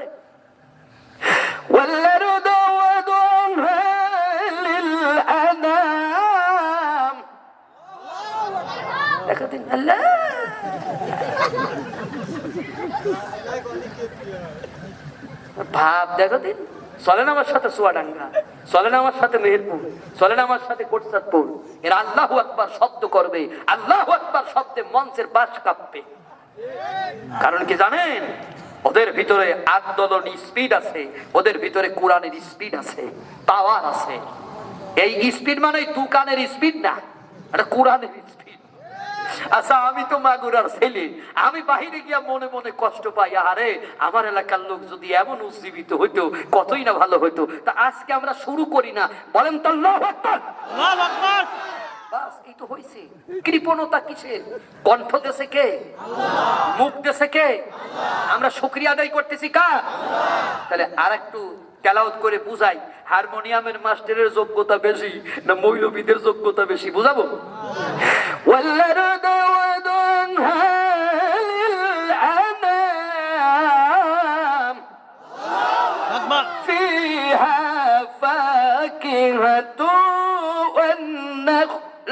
ذات الأكمام والحب ذو العصف والريحان فبأي آلاء।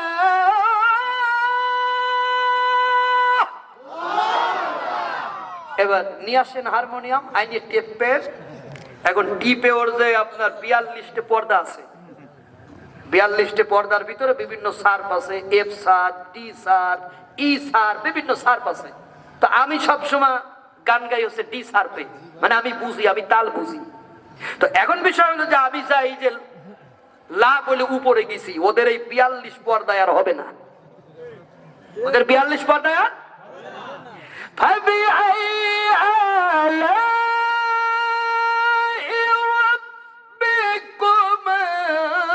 تكذبان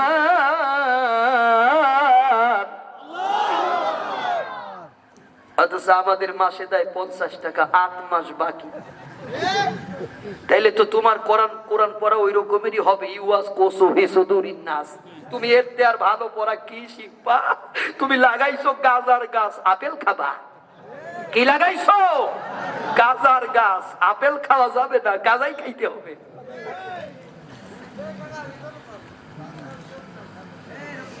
কি কষ্ট হয়? ওয়াজ কি চলবে? কত রাত?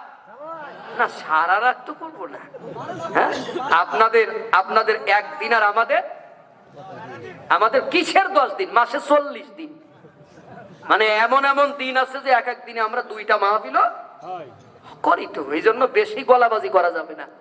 সম্মানিত বন্ধুগণ আমার, তাহলে ঘটনা কি হলো, কি দাঁড়াইলো? কোরআন পড়ে না। 2 নাম্বার, কোরআন পড়ে তো বোঝে না।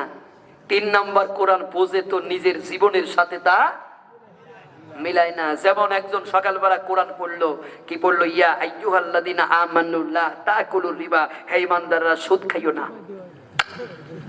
গ্রামে গিয়া 100 টাকায় 20 টাকা নিবা। যদিও এলাকায় সুদ খোর নাই, আসতে কোন 100 টাকায় কয় টাকা?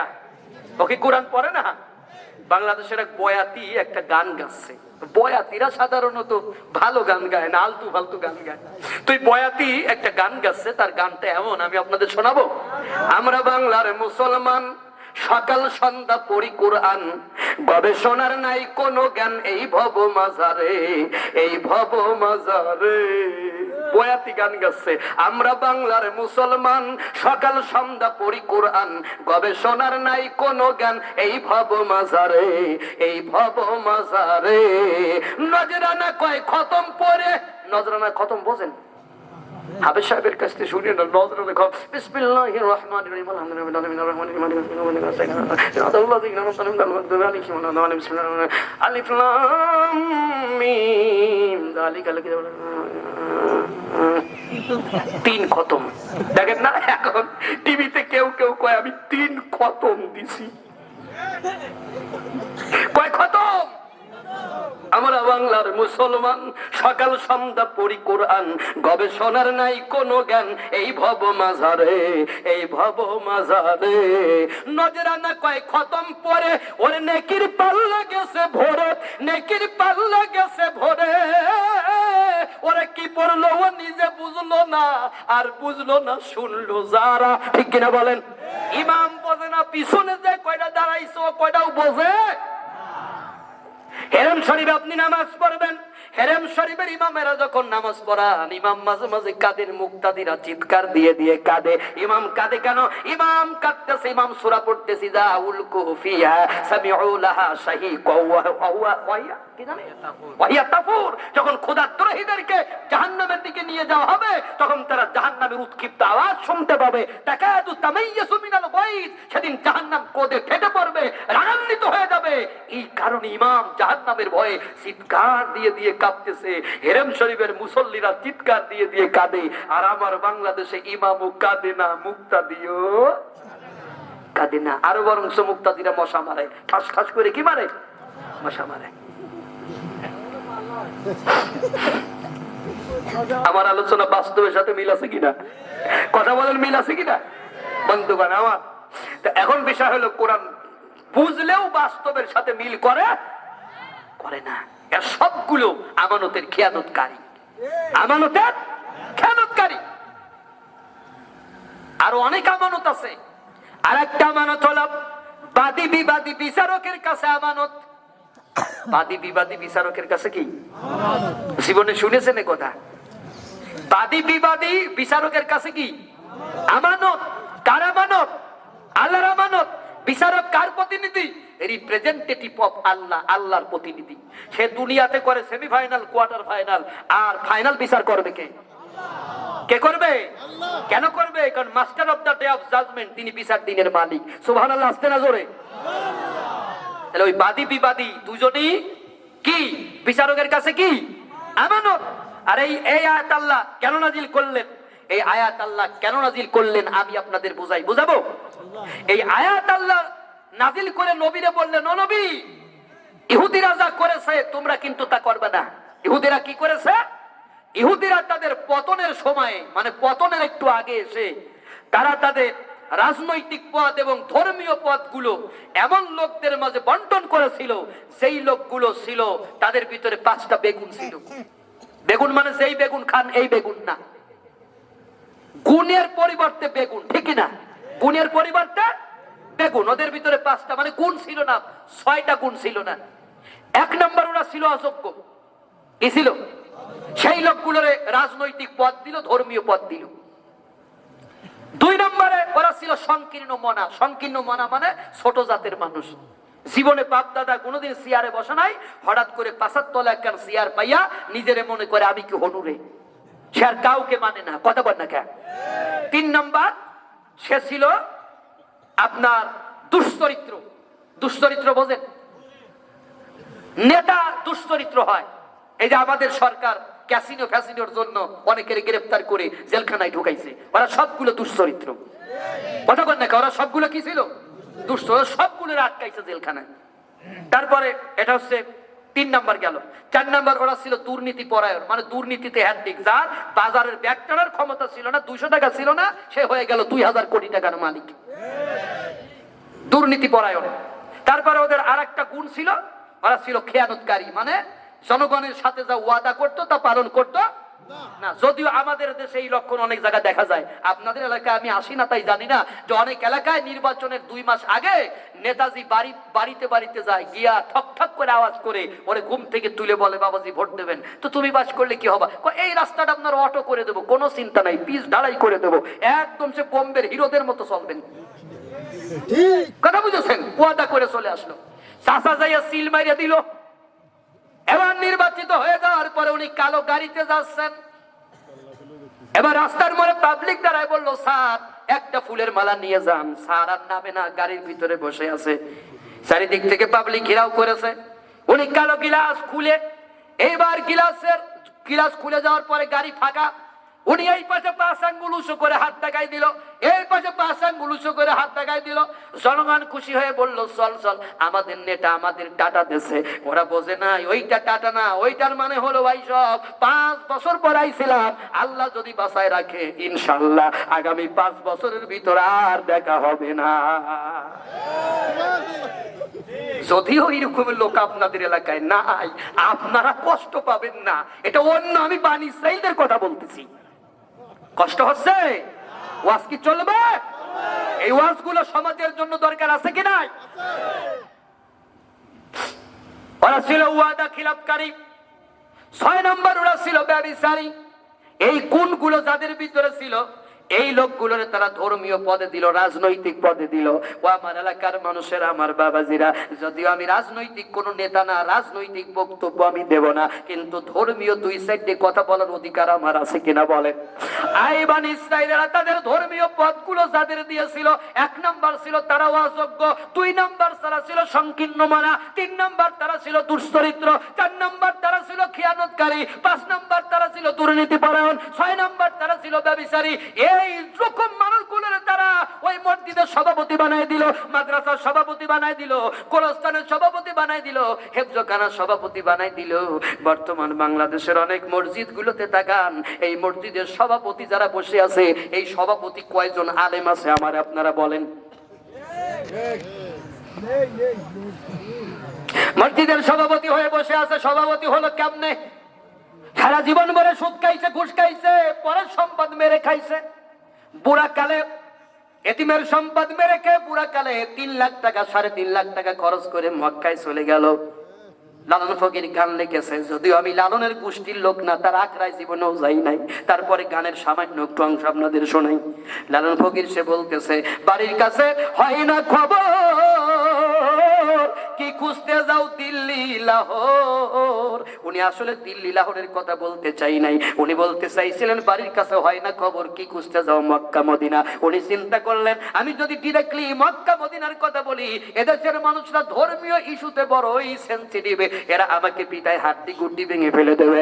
এই জন্য কৌশল করে বলল, বাড়ির কাছে হয় না খবর, কি খুঁজতে যাও দিল্লি লাহোর। ওনার বক্তব্য মানে হলো, ওরা তোর মসজিদে তুই আল্লাহরে পাইলি না, তোর মাদ্রাসায় আল্লাহরে পাইলি না, হেফজখানায় আল্লাহরে পাইলি না, কোরআনের মাহফিলে আল্লাহরে খুঁজে পাইলি না, কোরআনের মাহফিলে বাধা দিলি, কোরআনের মাহফিল যারা দিয়েছিল ওই ছেলেদের কটু কথাও বলেছিলে, এরপরে তুই তোর পীর সাহেবের কাছে আল্লাহরে পাইলি না, তোর মাতা পিতার খেদমতে আল্লাহ নাই, তোর ভাই বোনের কাছে আল্লাহরে পাইলি না, প্রতিবেশীর সাথে যোগরে জঞ্জাল করলি, মারামারি করলি, পরের জমির ভিতরে লাঙ্গল 3 হাত ঠেলে দিয়ে দখল করে নিলি, এরপরে নিজের কন্যা সন্তানকে সম্পত্তিতে ফাঁকি দিলি, এতিমদের সম্পদে ফাঁকি দিয়া এবার তুই 3 লাখ টাকা খরচ করে মক্কায় চলে গেলি হজ করার জন্য। তুই মনে করেছিস মক্কায় গেলে, খানায় কাবায় গেলে আল্লাহরে খুঁজে পাওয়া যাবে। ওই মক্কায় তো আবু জাহেলের বাড়ি ছিল, সকাল সন্ধ্যা আবু জাহেল খানায় কাবা তওয়াফ করত। সে সারা জীবন ভরে মক্কার মানুষ হইয়া খানায় কাবা তওয়াফ করে যখন আল্লাহরে পাইল না, তখন তুই বাংলাদেশের সেকেন্ড আবু জাহেল, তুই মক্কায় গিয়ে আল্লাহরে পাবি না, পাবি না, পাবি না। আপনি এতিমের টাকা মেরে হজ করতে চলে যান, আপনার লজ্জা করে না? আব্দুল্লাহ বিন মুবারক মিডল ইস্টের বড় আলেম ছিলেন, ইমাম আবু হানিফা রাহমাতুল্লাহ আলাইহির ছাত্র, মুহাদ্দিস মানুষ তিনি। তার সম্পর্কে তার সাথীরা কবিতা লিখেছে, ইজা সারা আব্দুল্লাহ মিম্মার উলাইদাতান সারা আনহা নূরুহা ওয়া জামালুহা। মস্ত বড় আলেম তিনি। 1 বছর হজ করতেন, 1 বছর তিনি জিহাদ করতেন। সেই বছর ছিল তার হজের বছর। তিনি হজ করতে যাচ্ছেন, কিছু দূরে যাওয়ার পরে তিনি দেখলেন একটা মহিলা রাস্তার পাশ থেকে মরা মোরগ নিয়ে যাচ্ছে। তিনি মহিলাকে বললেন, ও মা, এই মরা মোরগ নিয়ে তুমি কি করবে? মহিলা বলল, তা শুনে আপনার কাম কি? আব্দুল্লাহ বিন মুবারক বললেন, যতক্ষণ পর্যন্ত তুমি মরা মোরগের বর্ণনা না দিবা তোমার পথ আমি ছাড়বো না। মহিলা বললেন, শোনেন, আমার সন্তানগুলো এতিম, তার বাবা মারা গেছে, আমি প্রতিবেশীর কাছে গিয়েছি, খাবার দেয় নাই, আত্মীয়দের কাছে গিয়েছি, খাবার দেয় নাই, আজ কয়েকদিন হয়ে গেল আমার সন্তানগুলো অনাহারে অড্ডাহারে ক্ষুধার জ্বালায় তারা কাতর হয়ে গেছে, হাঁটতে পারে না, তাদেরকে ঘুম পাড়ায় পাড়ায় রাখি, এই মরা মোরগ নিয়ে যাচ্ছি, তাদেরকে রান্না করে খাওয়াবো। আব্দুল্লাহ বিন মুবারক চোখের পানি ছেড়ে দিলেন, আর হজের সকল টাকাগুলো ওই মহিলার হাতে তুলে দিয়ে বললেন, মা, এই খাবার, এই টাকাগুলো নাও, তোমার সন্তানগুলোরে তুমি এই টাকাগুলো দিয়া তাদের লালন পালন করো। উনি হজে গেলেন না, সাথীরা বললেন, আব্দুল্লাহ বিন মুবারক তুমি হজে যাবো না? কয় না, আমার হজের টাকা এতিমদের আমি দিয়ে দিয়েছি। আব্দুল্লাহ বিন মুবারক হজে গেলেন না, তার সাথীরা হজে গেলেন। তার সাথীরা ভ্যান চালক, রিক্সা চালক ছিলেন না, লাঙ্গল খেলা ছিলেন না, তারাও বড় বড় হক্কানি আলেম ছিলেন। ওই আলেমগুলো যখন হজে গেলেন, হজ থেকে ফিরে এসে আব্দুল্লাহ বিন মুবারক বলেন, আব্দুল্লাহ বিন মুবারক, মজার ব্যাপার হলো, আমরা যখন খানায় কাবা তওয়াফ করলাম, আমরা দেখলাম তুমি আমাদের আগে আগে খানায় কাবা তওয়াফ করেছো। আমরা যখন মিনায় গেলাম, মুজদালিফায় গেলাম, সাফা মারওয়া সাই করেছি, আমরা সব জায়গা, আরাফার ময়দানে সব জায়গা আমরা তোমারে দেখেছি। বিশ্ব নবীর রওজায় যখন গেলাম, বিশ্ব নবীর রওজায় আমাদের আগে তুমি রাসূলের রওজায় সালাম দিয়েছো। আব্দুল্লাহ বিন মুবারক ঘুমায় আছে, রাত্রবেলায় 3 জন সুদর্শন পুরুষ তার পাশে যে দাঁড়াইয়া একজন ডাক দে বলে, আব্দুল্লাহ বিন মুবারক, তুমি কি আমার চেনো? কয় না, আমি আপনারা চিনি না। ওই লোকটা বলেন, আমি বিশ্ব নবী মুহাম্মদুর রাসূলুল্লাহ সাল্লাল্লাহু আলাইহি ওয়াসাল্লাম। আরে আব্দুল্লাহ বিন মুবারক, আমার দুই পাশে 2 জন দাঁড়ায় আছে, একজনের নাম আবু বকর, আর একজনের নাম হলো ওমর। তুমি শোনো, আমি তোমার জন্য একটা সুসংবাদ নিয়ে আসছি। তুমি এই বছর হজ করতে যাও নাই, আমার রওজার পাশে দাঁড়াও নাই, আমার সালাম দাও নাই, কিন্তু আমি বিশ্ব নবী তোমার সালাম গ্রহণ করেছি। সুবহানাল্লাহ। আর তোমার একটা সুসংবাদ দিতে এসেছি, সেই সুসংবাদটা হলো, আব্দুল্লাহ বিন মুবারক, তুমি হজে যাও নাই, এতিমদেরকে খাবার দিয়েছো। আমি বিশ্ব নবী নিজেও এতিম ছিলাম, তুমি এতিমকে মহব্বত করে এতিমের ভিতরে তোমার টাকাগুলো বন্টন করেছো। আল্লাহ রাব্বুল আলামিন এত খুশি হয়েছে, তোমার আমল নামার ভিতরে 100টা আকবারি হজের সওয়াব লিখে দিয়েছে। আর তুমি এতিমের টাকা মেরে চলে যাচ্ছ হজ করতে, ওইটা হজ হবে না, ওইটা পিকনিক হবে। কি হবে? আসতে কোন কে, আরো জোরে কোন, ওটা পিকনিক হবে, হজ হবে না। এটা আমি ফতোয়া দিলাম, তুই পারলে উল্টা।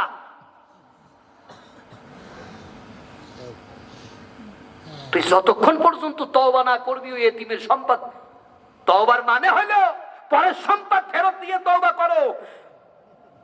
তুমি পরের সম্পদ মেরে খেয়ে লা হাওলা ওয়ালা কুওয়াতা ইল্লা বিল্লাহ, তা হবি না। নেই, তওবার নিয়ম হলো আগে যা কাম করেছিস ওগুলো ফেরত দে। কথা বল না। তুই একজনের জমি নিছিস ফেরত দে, তুই টাকা নিছিস ফেরত দে, তারপরে তওবা কর। আর সারা জীবন মেরে খেয়ে এখন সুইস ব্যাংকে কোটি কোটি টাকা রাখে এখন এসে মরার সময় টান পারতেছে। আর আমার হুজুর যাইয়ে পড়াচ্ছে, পড়েন লা হাওলা ওয়ালা কুওয়াতা ইল্লা বিল্লাহ লা ইলাহা। ছেলেরে বললো গালে পানি দে, এক ফোঁটা পানি পড়ার পরে পুরো শীত পটাং হয়ে গেল। পাবলিক বললো তোর পানি খাওয়ার জন্য তোর বাপ বাঁচেছিল। তুমি একবার কালিমা পড়ে জান্নাতে চলে যাবা। ওই রকমের কালিমা ফেরাউন 2 বার পড়েছিল, টাটকা কালিমা। ফেরাউন যখন পানির ভিতরে আরেকটা আওয়াজ বাড়া, ফেরাউন যখন পানির ভিতরে হাবুডুবু খাচ্ছিল তখন সে কি পড়তেছিল জানেন? ফেরাউন তখন বলতেছিল ক্বালা আমানতু আন্নাহু লা ইলাহা ইল্লাল্লাযী আমানাত বিহি বানু ইসরাঈল। আমি ঈমান আনলাম ওই আল্লাহর উপরে যে আল্লাহর উপর ঈমান আনছে বানি ইসরাঈলেরা, লা ইলাহা। সেও তো কালিমা পড়েছে, একবার পড়েছে, 2 বার পড়েছে, 3 বার যখন বলতে যাবে লা ইলাহা, যখন সে বলতে যাবে ফেরাউন যখন বলবে যে ক্বালা আমানতু আন্নাহু, ক্বালা যখন বলেছে জিবরাইল একটু কাদা গালের ভিতর দিয়ে কয় এতক্ষণ পানি খাইছিস আবার কাদা খা। ওর কালিমা কি আল্লাহর দরবারে কবুল হইছে? কেন হয়নি? কারণ সারা জীবন আল্লাহর বিরোধিতা করেছে, আল্লাহর দ্বীনের বিরোধিতা করেছে। কথা কথা কেন? ও নবীর দেশ থেকে তাড়ায় দিয়েছে, ঠিক না? ও তাওরাত কিতাবের বিরোধিতা করেছে, ঠিক না? এই জন্য আল্লাহ ওর কালিমা গ্রহণ করে নাই। তো তুই বাংলাদেশে থাইকা কোরআনের বিরোধিতা করছিস, তুই বাংলাদেশে থেকে তাফসীর মাহফিলের বিরোধিতা করছিস, ঠিক না? তুই হেফজখানার বিরোধিতা করছিস, ওই হেফজখানা হবে এটা তুই চাস নাই। কথা কর না কেন? ওই মসজিদের বিরোধিতা করেছিস, ওই আল্লাহওয়ালা মানুষদেরকে তুই অপমান করেছিস, ওই হাফেজকে তুই তিরস্কার করেছিস। আজকে তুই মরে গেলি, তুই কালিমা পড়বি আর তোর বুকের উপরে হাত দিয়ে আবার মতো মৌলবি গিয়া বলবে বিসমিল্লাহি ওয়া আলা মিল্লাতি রাসূলুল্লাহ। ওরে মৌলবি, আল্লাহ এবং নবী কি লাশ টানার খাট নাকি রে? তুই উঠাই দিলি, টাইনিয়ে নিয়ে চলে যাবে জান্নাতে। তো সারা জীবন ভরি বেঁচে থাকতে আল্লাহ এবং নবীর চাইরার কাজে লাগলি না, মরিয়ে গেলে একদম খাটে উঠাই দিলে আর দড়ি মেরিয়ে নিয়ে চলে যাবে জান্নাতে। কষ্ট হয়। আলহামদুলিল্লাহ আপনারা যে মনোযোগ দিয়ে শুনতেছেন এটা আমার পরম পাওয়া। কারণ কোরআনের হক কথা সবাই শুনতে চায় না, আর শোনার ভাগ্য হয় না। আর ওরা বক্তাও মানে ঠিক ওই স্টাইলি বক্তা, কারণ ওরা তো শুনবে না ওগুলো। সম্মানিত বন্ধুগণ আমার, তাহলে যে আলোচনাটা আমি করতেছি, আমানতের খেয়ানত করেছে তারা। মসজিদের এমন সভাপতিরে বসাইছে যেই সভাপতির কারণে আজকে ইমাম হক কথা বলতে পারে না। কথা কোন? আল্লাহ রাব্বুল আলামিন কি বলে দিলেন? আল্লাহ রাব্বুল আলামিন বলে দিলেন ইন্না আনসালনাত তাওরাতা ফিহা হুদাও ওয়া নূর। আল্লাহ বলেন আমি তাওরাত নাজিল করেছি, তাতে ছিল পথ নির্দেশ ও আলো।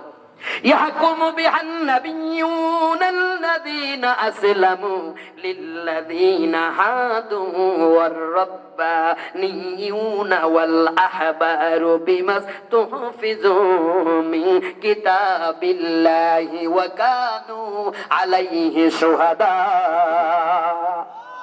আল্লাহ বললেন সমস্ত নবী ছিল তারা, যারা মুসলমান ছিল তারাও ইহুদি হয়ে যাওয়া লোকগুলোর বিচার ফায়সালা করতো তাওরাত দিয়ে।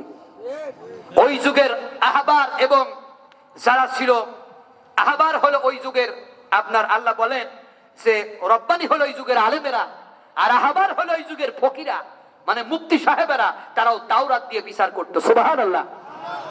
এরপর আল্লাহ বলে দিলেন ফালা তাকশাউন নাসা ওয়াকশাউন, হে মানুষেরা আল্লাহকে ভয় করো, মানুষকে ভয় করো না।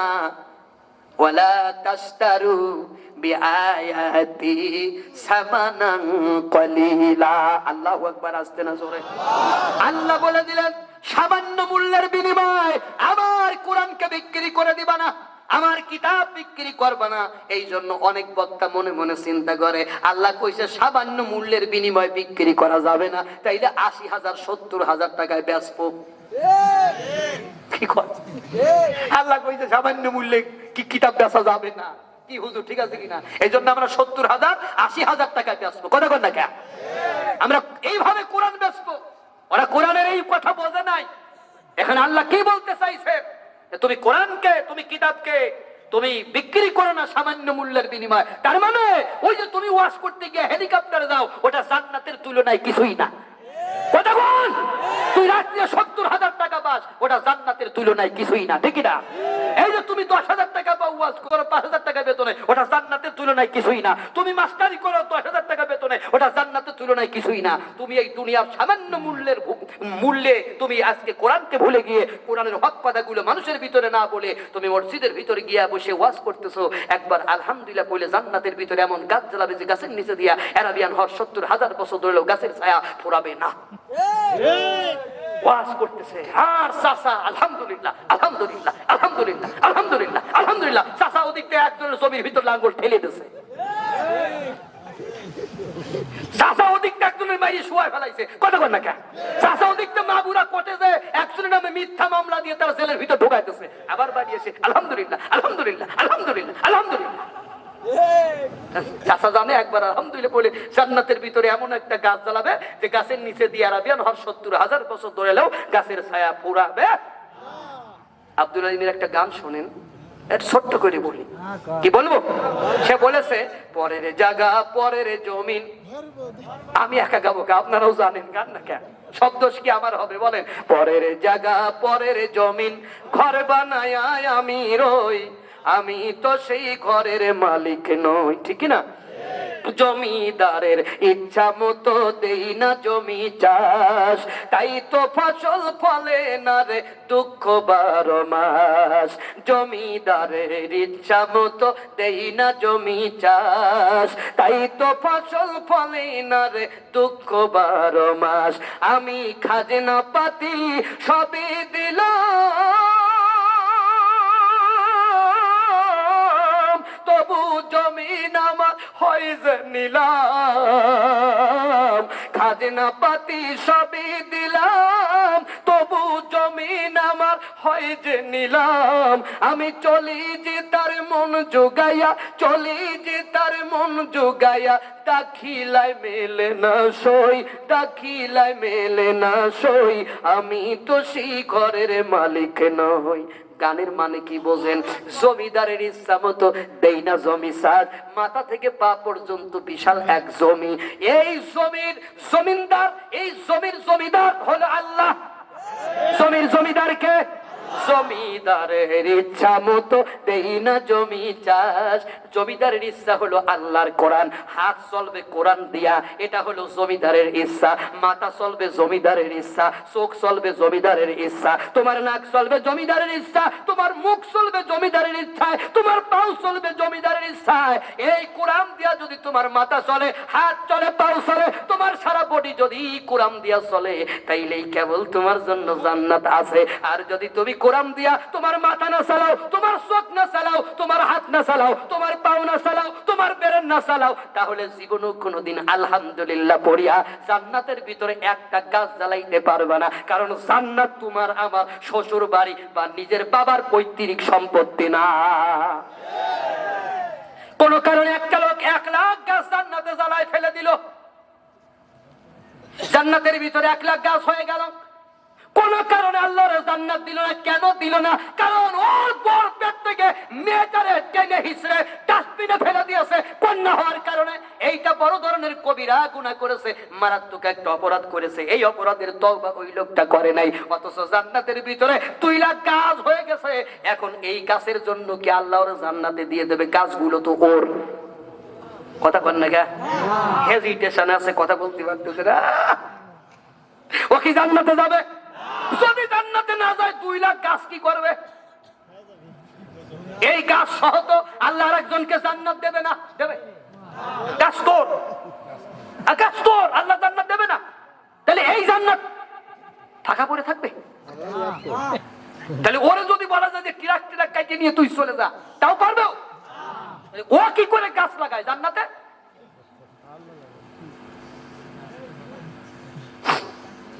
এই ওয়াজগুলো করিয়া করিয়া, সস্তা ওয়াজ করিয়া করিয়া মানুষগুলোরে আপনার নষ্টের পথে ঠেলে দিতেছে।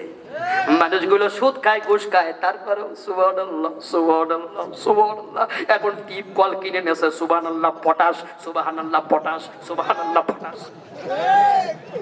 আমি কই চাচা, টিপ কল কিনেছো, সুবহানাল্লাহ পড়ো আর না পড়ো, দিনের ভিতর কয়টা আকাম কুকাম করলে আকাম একটা হবে পটাশ, দুইটা হবে পটাশ। সারাদিন কুনে দেখবা কয়টা আকাম করেছ। রাতের অন্ধকারে আল্লাহর কাছে তওবা করে যদি কামতে পারো, ওই সুবহানাল্লাহ বলার চাইতে তোমার বড় উপকার হবে। কারণ সুবহানাল্লাহ পড়ার জন্য তোর মতো আর আমার মতো খাটাস, সুবহানাল্লাহ না পড়লেও আল্লাহর কিছু যায় আসে না। কারণ আলহামদুলিল্লাহ তোর কারণে পড়িস, আল্লাহর কারণে না। আল্লাহ তো সেই কথা সূরায়ে লোকমানে তো বলেই দিছে, ইয়াশকুর কি জানি ওই যে একটা আয়াত আছে না, যে আল্লাহ ওয়ালাকাদ আতাইনা লুকমানাল হিকমা আনিশকুর লিল্লাহ। তারপরে আল্লাহ বলতেছে যারা আমার শুকরিয়া আদায় করলো তারা তার নিজের জন্য করলো। তার মানে আলহামদুলিল্লাহ বলি, ছেলে হইছে তাই, কাঁচা আম ভালো হয়েছে আলহামদুলিল্লাহ, কথা কথা কে, মাছ লাফাই বেড়াচ্ছে পুকুর দিয়ে আলহামদুলিল্লাহ, মেয়ের বিয়ে হয়েছে আলহামদুলিল্লাহ, ছেলের সরকারি চাকরি হয়েছে আলহামদুলিল্লাহ। সকালবেলা খবর হইলো মাছ সব মরে গেছে, ওকে আলহামদুলিল্লাহ পড়বে? ওর ছেলে মরে গেছে, ওকে আলহামদুলিল্লাহ পড়বে? ওর মায়ের বাইরে বাড়ি থেকে দাঁড়াই দিচ্ছে, ওকে আলহামদুলিল্লাহ পড়বে? এই জন্য আল্লাহ কয় যে তুমি সুবহানাল্লাহ পড়ো, আলহামদুলিল্লাহ পড়ো, ওটা তোমার জন্য, আমার জন্য না। কিন্তু ওই যে তুমি পরের সম্পদ ফাঁকিতেছো না, হক্কুল্লাহু হক্কুল ওয়ালিদাইনি ওয়ান নাস, আল্লাহর হক তওবা করলে মাফ করবে, কিন্তু মা বাবার হক আর সাধারণ মানুষের হক তুই যতক্ষণ পর্যন্ত পরিশোধ না করবে, আল্লাহ তোরে মাফ করবে না, করবে না, করবে না। তুমি এখন সুবহানাল্লাহ না পড়ে খাতা কলম নিয়ে বসো, বসে পড়ে তুমি কয়টা আকাম কুকাম করেছো ওর একটা লিস্ট করে ফেলাও। তুমি কি কষ্ট হয়? ওয়াজ চলবে কিনা? এরকমের প্রতি বছর একটা তাফসীর, এই ঝড় ঝরে তাফসীর দিবি, সে মৌলবীর দাওয়াত দিবি, বলবি যে কোরআন শরীফ নিয়ে বসবি না, মুগুর দিয়ে ফাটাবো। বিয়ের বরযাত্রীতে যদি বর না যায়, বাবাজিরা বলেন বিয়ে হয়? বিয়ে হয় তো কোরআনের মাহফিলে তুই কোরআন নিয়ে না বসে তুই কিসের ওয়াজ করিস? একটা ইউনিভার্সিটির ডক্টর লেখাপড়া জানে না, কতক্ষণ জানে না, তো সে যখন ক্লাস নিতে যায় একখান বই থাকে কিনা, তো তুই কোরআন ছাড়া আসিস কেন মনসে? তুই জানিস যে কোরআন সামনে থাকলে মিথ্যা কথা বলা যায় না, চাটামি গল্প বলা যায় না, কোন জায়গা তুই কয় হাজার টাকা পাইছিস মাহফিলে, ওই মিথ্যা কথা এ জায়গাও বলা যাবে না। এই জন্য কোরআন একখান ধরাই দিয়ে বলবে যে এই রকমের মসমসি ওয়াজ করবি। এরকমের হক কথা যখন সমাজে শুরু হয়ে যাবে, তখন সমাজের মানুষ একটু হলেও চিন্তা করবে, ওরে আল্লাহ পাপ করা যাবে না। আর আমি যদি সস্তায় জান্নাতে টিকিট ধরাই দিয়ে যাই, আমি টিকিটের ফেরিওয়ালা, সুবহানাল্লাহ পড়েন একখান টিকিট কেটে দিলাম, যান জান্নাতে। আমার নবীর কি সুবহানাল্লাহর অভাব কম ছিল রে? যে তায়েফের ময়দান আমার নবীর মার খাওয়া লাগলো, ওহুদের ময়দান আমার নবীর মার খাওয়া লাগলো, আমার নবীর সাহাবী হযরত হামজা শহীদ হওয়া লাগলো, তাদের কি সুবহানাল্লাহ কম ছিল? তুমি সুবহানাল্লাহ কইরে জান্নাতের 8 কোটি 4 কোটি কিনে ফেলাইছো। আচ্ছা, আমি কি সুবহানাল্লাহ পড়তে মানা করছি? একবারও কি কইছি পড়বেন না? পড়বেন তো, আল্লাহু আকবার পড়বেন না আমি কি মানা করেছি? পড়বেন, তবে পরের সম্পদ আগে দিয়ে তারপরে, হ্যাঁ তারপরে। সম্মানিত বন্ধু আমার, তাই আল্লাহ বলে দিলেন ওয়ালা তাশতারু বিআয়াতি সামানান কলিলা, আমার আয়াতকে সামান্য মূল্যে বিক্রয় করা যাবে না। তুমি মসজিদের সভাপতিকে খুশি করার জন্য তুমি কি সূরা পড়তেছো?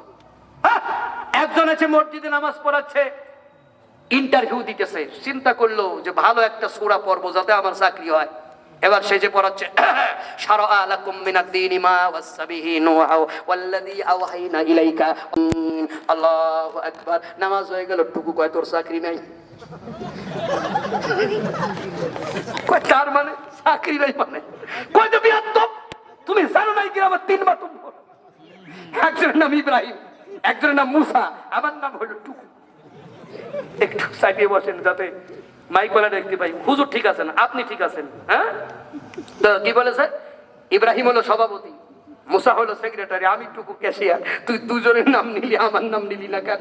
বাইরে হ মসজিদ থেকে। এখন ঈশান নামাজ পড়াইছে রাত্রে, কি এখন এখান থেকে যদি ছাড়িয়ে দেন, গাড়ি ঘোড়া ছাড়া কি আমি যাইতে পারবো? তো লোকটা মসজিদের বারান্দায় শুয়ে আছে। আসলে তো খায়রুম মিনান নাওম।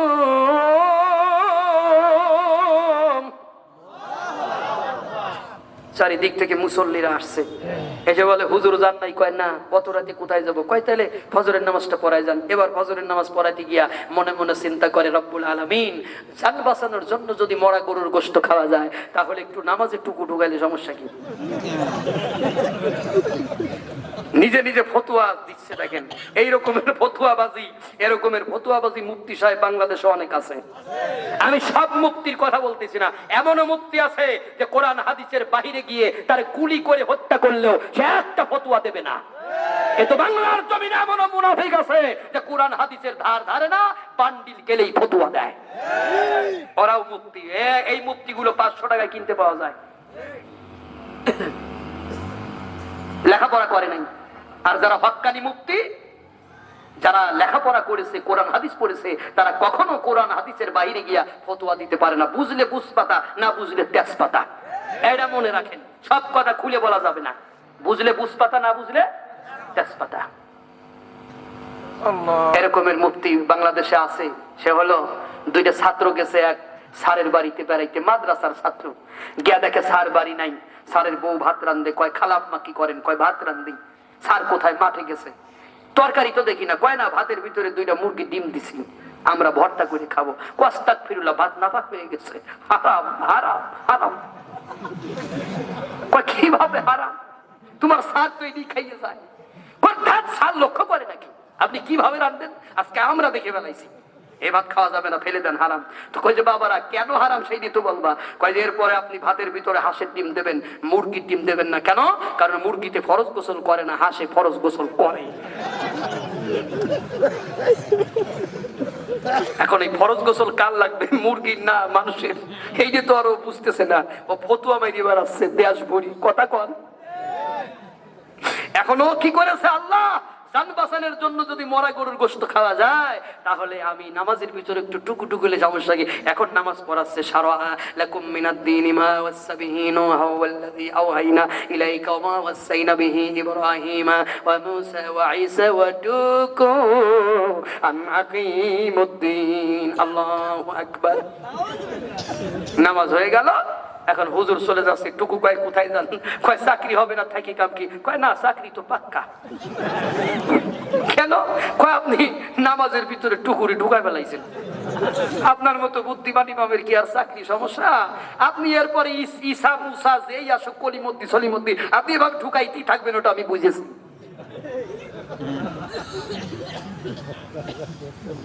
আপনি কাকে খুশি করার জন্য? আল্লাহ বলে দিলেন যে ফালা তাকশাউন নাসা ওয়াকশাউন, মানুষকে ভয় করো না, আল্লাহকে ভয় করো।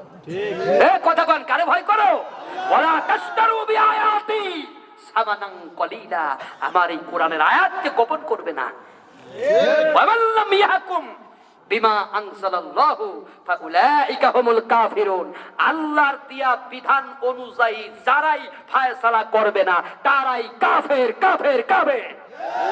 এই ফতোয়া দিচ্ছে কে? এখানে পৃথিবীর কোন মুফতি সাহেবের দরকার নাই এই ফতোয়াবাজি করার জন্য। এটা আল্লাহই যথেষ্ট, ঠিক না? সূরা মায়েদার 40 নম্বর আয়াত। এরপর আল্লাহ রাব্বুল আলামিন বলতেছেন, ওয়া কাতাবনা আলাইহিম আন্নান নাফসা বিন-নাফসি ওয়াল আইনা বিল-আইনি ওয়াল আনফা বিল-আনফি ওয়াল উযনা বিল-উযনি ওয়াস-সিন্না বিস-সিন্নি ওয়াল জুরুহা কিসাস। আল্লাহ বলে যে বনী ইসরাঈলদের জন্য আমি এই বিধান লিখে দিয়েছিলাম, হত্যার বদলে হত্যা, হত্যার বদলে কথা বলতে হবে, নাকের বদলে, কানের বদলে, চোখের বদলে, হাতের বদলে হাত, সব রকম জখমের জন্য সমান বদলা আল্লাহ বলে দিচ্ছে। তার মানে কেউ কারো নাক কেটে সরে ধরো আর নাক কেটে দাও, কান কেটে সরে কান কেটে দাও। ও তোমাকে হত্যা করেছে, ওকে হত্যা করো।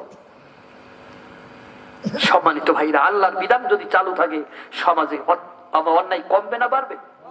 আরো জোরে কর, অন্যায় কমবে, অন্যায় কমবে। কিন্তু আমরা সেই আল্লাহর বিধান কি চালু রেখেছি? আপনি জানেন যে আমাদের কোর্টে দুই রকমের বিচার হয়, ফৌজদারি আর একটা হচ্ছে দেওয়ানি। দেওয়ানির যে ফারায়েজ গুলো জমি জমা, এইগুলো কোরআন অনুযায়ী হয়, আপনারা কি জানেন? কোরআন অনুযায়ী ফারায়েজ হয় কোর্টে, কোরআনের বাহিরে কোর্টে ফারায়েজ হয় না। তো কোরআন দিয়ে যদি আপনার দেওয়ানি মামলার ফারায়েজ হতে পারে, তাহলে ফৌজদারি মামলাতে চোরের বিচার, ডাকাতের বিচার, জেনার বিচার, হত্যার বিচার, এগুলো যদি কোরআন দিয়ে করা যেত, অপরাধ কমতো না বাড়তো? কিন্তু এই আইন কেমনে বাস্তবায়ন হবে? এই আইন বাস্তবায়ন হলে বড় বড় বান্ডিল খাওয়া যাবে না, আর বোতল খাওয়া যাবে না। আইন তো নিজেদের জন্য করি আমরা, নিজেদের সুবিধার জন্য। কথা বলেন নাই? আমরা কাউকে, আপনার ডাকাতকে ছেড়ে দিতে পারি, আমরা ডাকাতকে, আপনার ফাঁসির আসামি ডাকাত, তাকে ছেড়ে দিতে পারি, আর আমরা একটা নিরপরাধ মানুষকে হত্যা করতে পারি।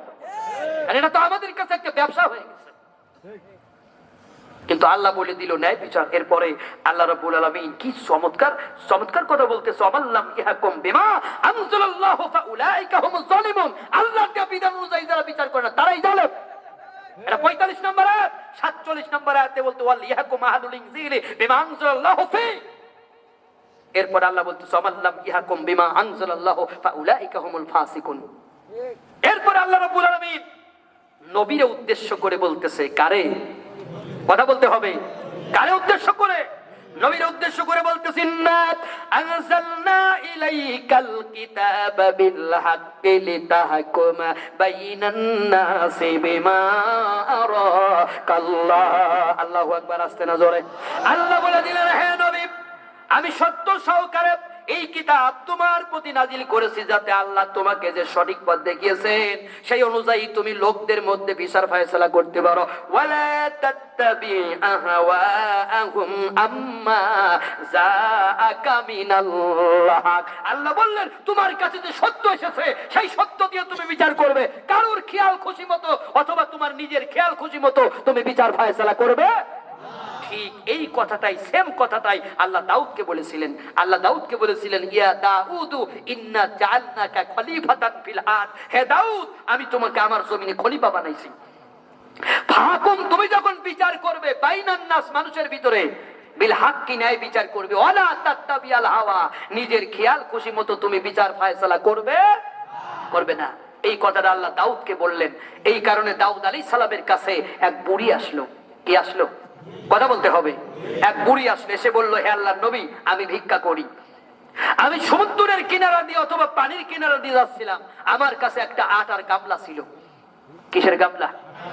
মনে হচ্ছে আপনাদের কষ্ট হচ্ছে, কারণ অনেকে যখন মানুষ একটু নড়াচড়া করে তখন বুঝবেন যে ও আসলে আর ওয়া শুনতে চাচ্ছে না, ওর ছুটি দেওয়ার দরকার। দোয়া করে দিই। 11টা হয়ে গেছে, 11টা কি আর একটু চলবে?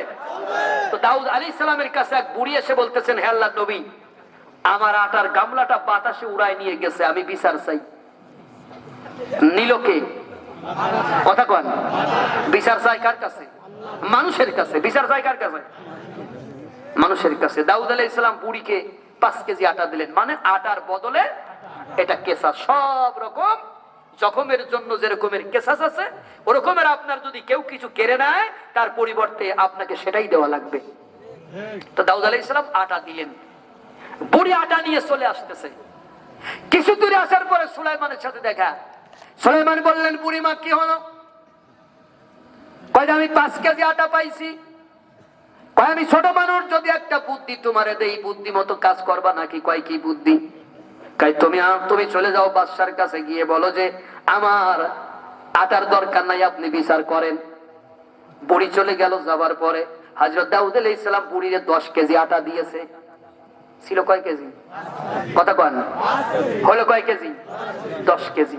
বুড়ি মনে মনে চিন্তা করে, আল্লাহ, আমি আসলেই 10 কেজি পাইলাম, তাহলে তো ওই ছেলেটাকে আমার আরো দরকার।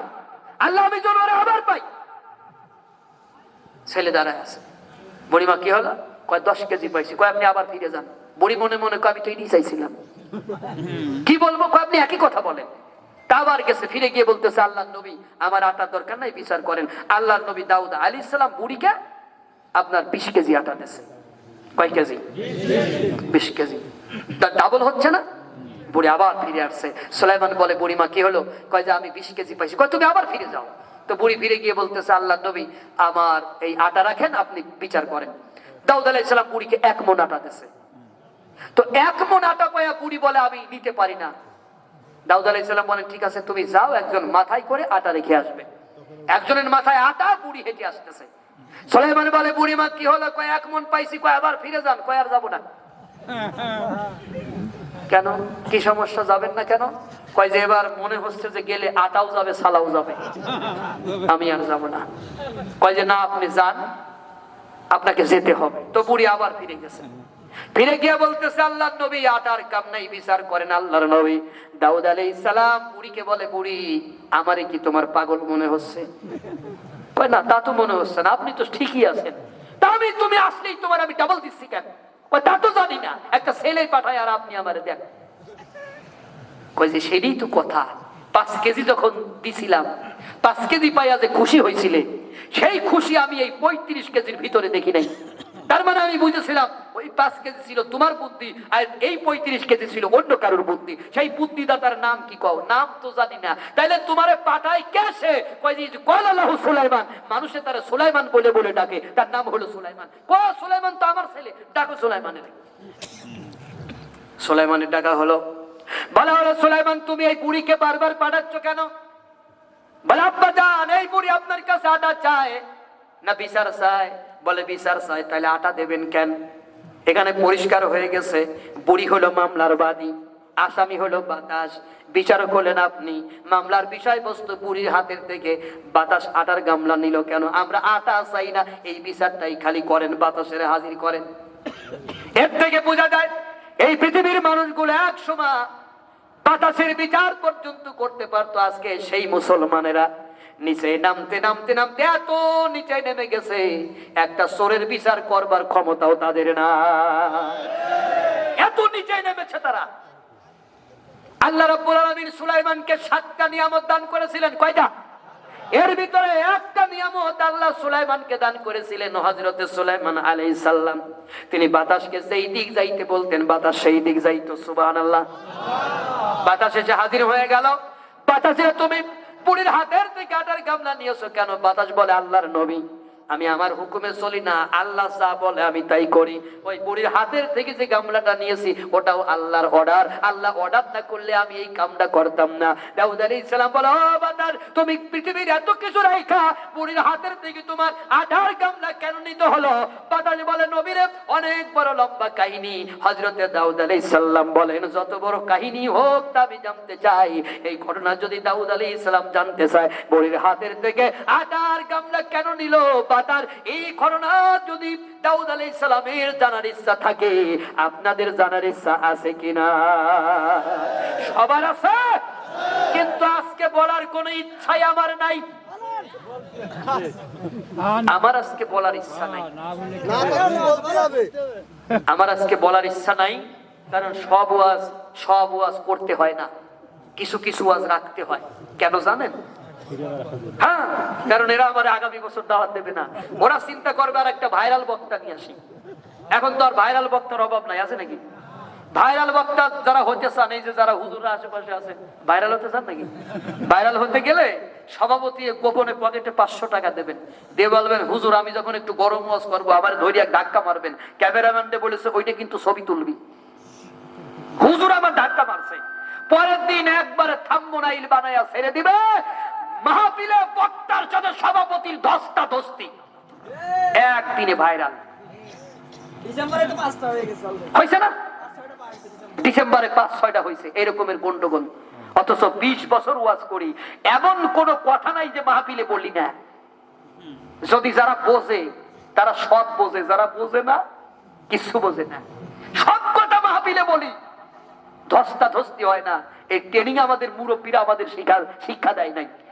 কোরআনের বক্তব্য হলো উদউ ইলা সাবিলি রাব্বিকা বিল হিকমাহ, কিন্তু গন্ডগোল করে তারা ফেমাস হওয়ার জন্য চেষ্টা করতেছে। আর আমাদের ছেলেরাও তাদেরকে 30,000 40,000 টাকা দিয়ে নিয়ে আসতেছে। এই জন্য আমরা বুদ্ধি খাটাইছি যে কিছু কিছু ওয়াজ বাদায় রাখবো যা তোরা আগামী বছর আমাদের দাওয়াত দেয়। এই জন্য এটা থাক। আপনাদের সমস্যা আছে? কি আপনারা জানতে চান? ঠিক আছে, আমিও বলবো, তবে এখন বলবো না, এটা বলবো আমার আখেরি দুয়ার একটু আগে। শুনে যাবেন, এখন বলা যাবে না, গুরুর মানা আছে। এইটা থাকবে, এইটা বলবো হলো আখেরি দুয়ার একটু আগে। কি কোরআনের আলোচনা ভালো লাগে তো? এই আয়াত আল্লাহ নাযিল করেন, ওয়ালা তাত্তাবি আহওয়াহুম আম্মা জাআকা মিনাল হক। হে নবী, তুমি অন্যের খেয়াল খুশি মতো তুমি বিচার ফয়সালা করবে না, তুমি ন্যায় বিচার করবে। কার কথা? অনেক আয়াত আছে, কয়টা পড়ে আপনাদের শোনাবো। কেন? এই যে বনি ইসরাইলেরা নিজেদের ইচ্ছা মতো বিচার করত। কি করত? নিজেদের ইচ্ছা মতো বিচার করত। বনি ইসরাইলেরা কি করেছে জানেন? এই যে বললাম না যে মুসলমানদের এত ক্ষমতা ছিল, মুসলমানরা বাতাসের বিচার করত, আজকে সেই মুসলমানরা একটা চোরের বিচারও করতে পারে। একটা হাদিস শোনাই আপনাদের। আন আব্দুল্লাহ ইবনে উমর রাদিয়াল্লাহু তাআলা আন্নাল ইয়াহুদা জাউ ইলা রাসূলুল্লাহ সাল্লাল্লাহু আলাইহি ওয়াসাল্লাম। আব্দুল্লাহ ইবনে উমর থেকে বর্ণিত, তিনি বলেন, ভালো করে শুনবেন, তিনি বলেন যে কয়েকজন ইহুদি আমার নবীর কাছে আসলো। কার কাছে? এই যে বলল যে হে নবী, আমাদের ভিতরে ফাজাকারুল্লাহু রাসূলাম মিনহুম ওয়া ইমরাতান জানা, আমাদের ভিতরে একজন মহিলা এবং একজন পুরুষ জেনা করেছে। কি করেছে? কথা বলেন। হুজুর আমরা বিচার চাই। ফাকাল রাসূলুল্লাহ সাল্লাল্লাহু আলাইহি ওয়াসাল্লাম মা তাজিদুনা ফি তাওরাতি শানির রজম। নবীজি বললেন, তোমার তাওরাতের ভিতরে রজমের শান কি আছে আমারে বলো। ওয়াজ কি বোঝা যাচ্ছে? মানে রাসূল বলতেছেন তোমার তাওরাতের ভিতরে এই জেনার বিচার কি আছে আমারে বলো। সে কয়জন আসছে, সব কয়জন ইহুদি বড় বড় আলেম। তারা বলতেছে, হে নবী, আমাদের তাওরাতে আছে ফাকালু নাফদাহুম ওয়া ইয়াজলাদুন। এই রকমের ঘটনা যদি আমাদের ভিতরে হয়, নারী পুরুষ জেনা করে, আমরা তাদেরকে কিছু বেত্রাঘাত করে আর অপমানিত লাঞ্ছিত করে কিছু কথা বলি। তখন নবীজির পাশে বসা ছিল নবীজির সাহাবী আব্দুল্লাহ ইবনে সালাম। সেও ইহুদিদের বড় আলেম ছিল, কিন্তু সে মুসলমান হয়ে গেছে। সুবহানাল্লাহ। ফাকাল আব্দুল্লাহ ইবনে সালাম, আব্দুল্লাহ ইবনে সালাম বললেন, কাযাবতুম, তোমরা মিথ্যা কথা বলছো। ইন ফিহার রজম, নিশ্চয়ই তোমাদের তাওরাতের ভিতরে রজমের আয়াত আছে। রজমের আয়াত মানে অর্ধাংশ পুঁতে পাথর মেরে শেষ করে দাও। ফাতু তারা আনলো, ভালো করে শুনবেন, ফাতু তারা আনলো বিতাওরাত, তাওরাত কিতাব, ফাংসারুহা, এবং তার নবীজির সামনে মেলে ধরলো। নবীজির সামনে মেলে ধরে ফাওয়াদা আহাদাহুম ইয়াদাহু আলা আয়াতির রজম, ওই রজমের আয়াতটা তারা কি করলো জানেন? এইভাবে তারা আঙ্গুল দিয়ে ঢাকলো। এইভাবে তারা আঙ্গুল দিয়ে ঢাকলো। আঙ্গুল দিয়ে ঢেকে ফাঁক করা পড়লো মা ক্বাবলাহা, আগের আয়াত, ওয়া মা বা'দাহা, তার পরের আয়াত। ওই আয়াত তারা পড়লো না। ফাকালা আব্দুল্লাহ ইবনে সালাম, আব্দুল্লাহ ইবনে সালাম বললেন, ইরফা ইয়াদাক, তোমার হাতটা উঠাও, মানে আঙ্গুলটা উঠাও। আঙ্গুল উঠানোর পরে দেখা গেল ফারাফা ইয়াদাহু ফাইজা ফিহা আয়াতির রজম, তার আঙ্গুলের নিচেই ওই রজমের আয়াত ছিল। ও মুসলমানেরা, ওয়াজ যদি বুঝে থাকেন, এখন আপনারা আমারে বলেন, ওই ইহুদি বড় বড় আলেমেরা তারা তাওরাত কিতাব আঙ্গুল দিয়ে ঢেকে ঢেকে ওই বিচার ফায়সালাগুলো তারা করতো না। আর এখনকার আমরা উম্মতে মুহাম্মাদির মাওলানা মৌলবীরা তারা আয়াত আঙ্গুল দিয়ে ঢাকে না, কিন্তু তারা কি করে জানেন? বলি, হুজুরের কাছে গিয়ে বলল, হুজুর, আমাদের সমাজের একজন জেনা করেছে, একজন নারী এবং একজন পুরুষ। শুনতেছেন আপনারা? একজন নারী এবং একজন পুরুষ জেনা করেছে। বিবাহিত পুরুষ বিবাহিতা স্ত্রী জেনা করেছে, বিচার চাই। হুজুর বললেন, আগামীকাল সকালবেলা বিচার হবে, সমাজের লোক ডাক দাও। রাত্রেবেলায় ফোন এসে গেল, হুজুর বান্ডিল খাবেন না চাকরি খাবেন? ছেলেটা কিন্তু আমার। সব হুজুরের কথা বলতেছি না, আপনারা রাগ করবেন না। হুজুর তখন বললো, বান্ডিল খাওয়াই ভালো, চাকরি খাবো না। কারণ এরকমের হুজুর বাংলাদেশে আছে কিনা? আমার বান্ডিল খাওয়াই ভালো, চাকরি আমি। এবার রাত্রিবেলায় পকেটে বান্ডিল চলে আসলো। সকালবেলা হুজুর মসজিদের সামনে বসে বিচার করতেছে। 100টা নারকেলের শলা কাটো। কি কাটো? কথা কয় না। চেনেন না আপনারা? মনে হচ্ছে নতুন বউ, কোনোদিন চেনেন না। আমি তো মাগুরার ভাষা বলতেছি। আমি তো 44 আপনার 64 জেলায় ওয়াজ করি, সব জেলায় তো আর নারকেলের শলা চেনে না। মাগুরার লোক তো ছেলে কথা কথা 100টা নারকেলের শলা কাটো, 100টা নারকেলের শলা এক জায়গা করে ওই ছেলের একটা বাড়ি দাও, মেয়ের একটা বাড়ি দাও। আরে শোনেন না, বাড়ি দিল, বাড়ি দেওয়ার পরে পাবলিক বললো হুজুর 100টা তো মারবেন, কেবল একটা হইলো। কয় 100টাই তো মারছি। কয় কিভাবে? কয় গুনে দেখো শলা 100টা আছে কিনা। আচ্ছা বিচার হয়েছে? কথা বলতে হবে, বিচার হয়েছে? মহিলা বিবাহিতা, পুরুষ বিবাহিত, তাদের বিচার হলো, কোরআনের বিচার হলো অর্ধাংশ মাটির ভিতরে পুঁতে তাকে পাথর মেরে শেষ করে দাও, এই হলো বিচার। আর যদি আপনার অবিবাহিত পুরুষ অবিবাহিতা স্ত্রী জেনে করে, ওদেরকে 100টা বেত্রাঘাত করো। কিন্তু কি হলো, আপনি বিবাহিতা স্ত্রী বিবাহিত পুরুষ জেনে করেছে, তাকে আপনি নারকেলের শলা দিয়ে একটা বাড়ি মারলেন, আপনার বিচার হয়ে গেল। আজকে এটা সমাজে চলতেছে কি চলতেছে না? কথা বল না কে? সমাজে চলে কিনা? এটা সমাজ চলতেছে। তাহলে আমি যেই কথা বললাম যে আল্লাহর নবীর যুগে, আপনার অন্যান্য নবীর যুগে এমনও মুসলমান ছিল তারা বাতাসের বিচার করত। আর আজকে কি হলো, আজকে মুসলমানের একটা চোরের বিচার করার ক্ষমতাও তারা রাখে না। সম্মানিত বন্ধুগণ, আমার গভীর রাত হয়ে গেছে, তা আমি 2 ঘন্টায় ওয়াজ করি। ছেলেরা কই যান আপনারা? বেশিক্ষণ আর কিন্তু ওয়াজ হবে না, ওয়াজ এখন শেষের পথে। এখন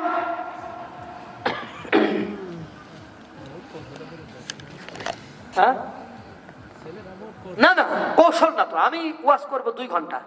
এরপরে দেখেন এক গ্রুপ আছে, তারা মিথ্যা সাক্ষী দেয়। নামাজ পড়ে কিন্তু সাক্ষী দেয় মিথ্যা, আছে কিনা? কথা বলেন না কেন? নামাজ পড়ে সাক্ষী দেয় মিথ্যা। আপনাদের এলাকায় আছে না?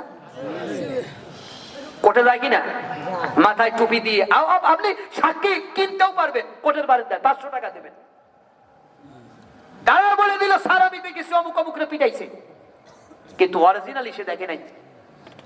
500 টাকার বিনিময়ে সাক্ষী দিতেছে। আচ্ছা আপনার কি মনে হয় আল্লাহ এদের ব্যাপারে ওহী নাযিল করে নাই? কথা বলেন না কেন? আল্লাহ রাব্বুল আলামিন বলেন, আর 1-2টা আয়াতের ব্যাখ্যা করব, ধৈর্য আছে তো?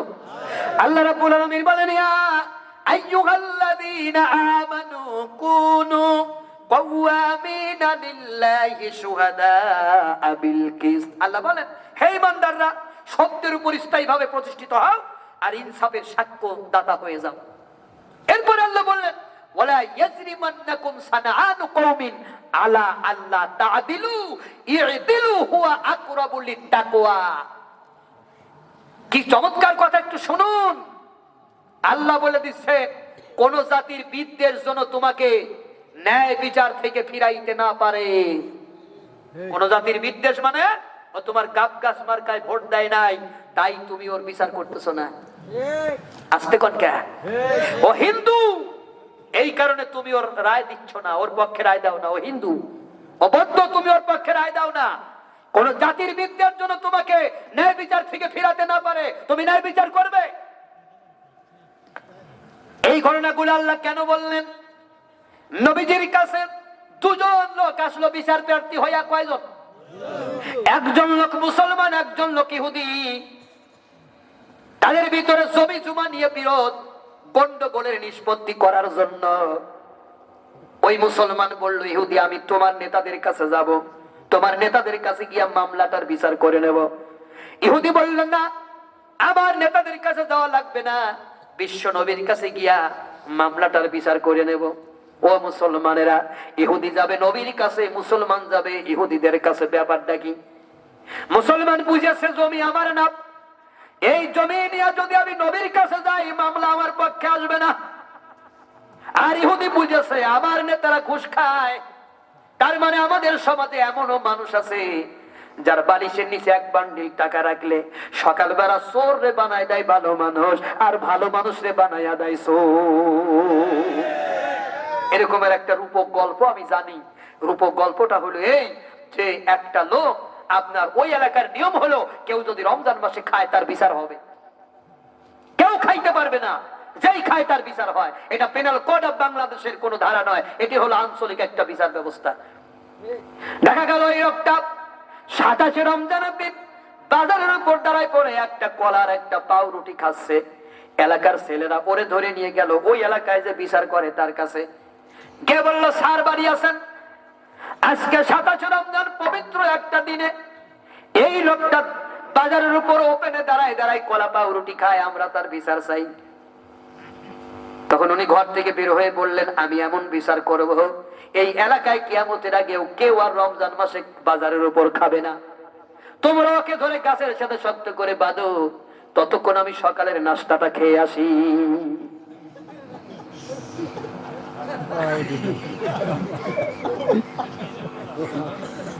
কি করে আসি? কথা কন না, কথা কন। আমি সকালের নাস্তা খেয়ে আসি। আচ্ছা ভাই, মজা লাগে না বুঝি আপনাদের? কোরআন আলোচনা শুনতে মজা লাগে না? আচ্ছা, যেই লোকটার বিচার হচ্ছে অপরাধ কি? জোরে কন। যেই লোকটা বিচার করবে সে কি বললো? দুই খাওয়ার ভিতর পার্থক্য কি? অবশ্যই পার্থক্য আছে। পার্থক্য হলো এই, যেই লোকটা বাজারের উপর দাঁড়ায় দাঁড়ায় খাচ্ছিল, লোকটা রোজা রেখেছিল, সেহেরি খেয়েছিল। ফজরের পরে লোকটা অসুস্থ হয়ে গেল, বেলা যত বাড়ে তত পেটের ব্যথা বাড়ে। মা বাবা বলল, চলো ডাক্তারের কাছে, তোমার ট্রিটমেন্ট করে নিয়ে আসি। সে বলল, মরে যাব কিন্তু রোজা ছাড়বো না। এমন পাবলিক আছে কি নাই? আবার এমন পাবলিক আমাদের সমাজে আছে, রোজা রাখে না, ইফতারি খায়। সন্ধ্যার একটু আগে টুপি মাথায় দিয়া, বড় পাঞ্জাবি গায়ে দিয়া, বাজারে গিয়া ছোলা, খেজুর, চপ, আলুর চপ, বেগুনের চপ, মুড়ি, বিভিন্ন রকম ফল ফলাদি কিনে উনি লোকজনকে ডাকতেছে, ভাই সাহেব ইফতারির আগ মুহূর্তে চলে আসেন, শরবত বানাইছি, ঠান্ডা পানি দিয়া খাবেন। একজন কানে কানে গিয়ে বললেন, চাচা আপনি তো রোজা নাই, দুপুরবেলা তো খাইতে দেখলাম। বললো, ধুর বেটা, রোজা না রেখে এক ভুল করেছি, ইফতারি না খাইয়া আর এক ভুল করা যাবে না, আল্লাহ গুনাহ দেবে। আল্লাহ কি দেবে? আল্লাহ গুনাহ দেবে। এই ভুল আমি করতে পারি না। ওই ডাক্তারের কাছে নিয়ে গেল। ডাক্তার বলল, এই পেটের ব্যথা, গ্যাস ফর্ম করেছে, ওকে ইমিডিয়েটলি দুইটাই ইনজেকশন দিতে হবে, একটা ব্যথার আর একটা গ্যাসের। ব্যথার ইনজেকশন খালি পেটে দেওয়া যায় না, কিছু খাওয়াই নিয়ে আসো। ও বন্ধু, এই কারণের জন্য বাজারে দাঁড়ায় কলার পাউরুটি খাচ্ছে। আল্লাহ কোরআনে বলে দিয়েছে, রমজান মাসে কেউ যদি সফরে থাকে, কেউ যদি অসুস্থ হয়ে যায়, তাহলে সে রোজা ভাঙতে পারবে, পরে তা পূরণ করে দেবে। ওই লোকটাও অসুস্থ, এই কারণে রোজা ভেঙেছে, ও তো কোরআনের নির্দেশ মতোই করেছে, ঠিক কিনা? আর যেই লোকটা বিচার করতেছে একটা অসুস্থ মানুষের রোজা না রাখার কারণে, ওই মানুষটা সেহরিও খায় নাই, রোজাও রাখে নাই। সুস্থ মানুষ একটা অসুস্থ মানুষের বিচার করতেছে, সকালবেলা নাস্তা খেয়েছে। তার মানে আমাদের সমাজের অবস্থা এমন হয়েছে, 1 টাকার কলা চোর, 1 টাকার কচু চোর, 1 টাকার বেগুন চোর, 1 টাকার পামরুটি চোর, 1 টাকার কলা চোরকে সেই চোর ধরে পিটাচ্ছে, যেই চোর জনগণের কোটি কোটি টাকা চুরি করে খেয়েছে।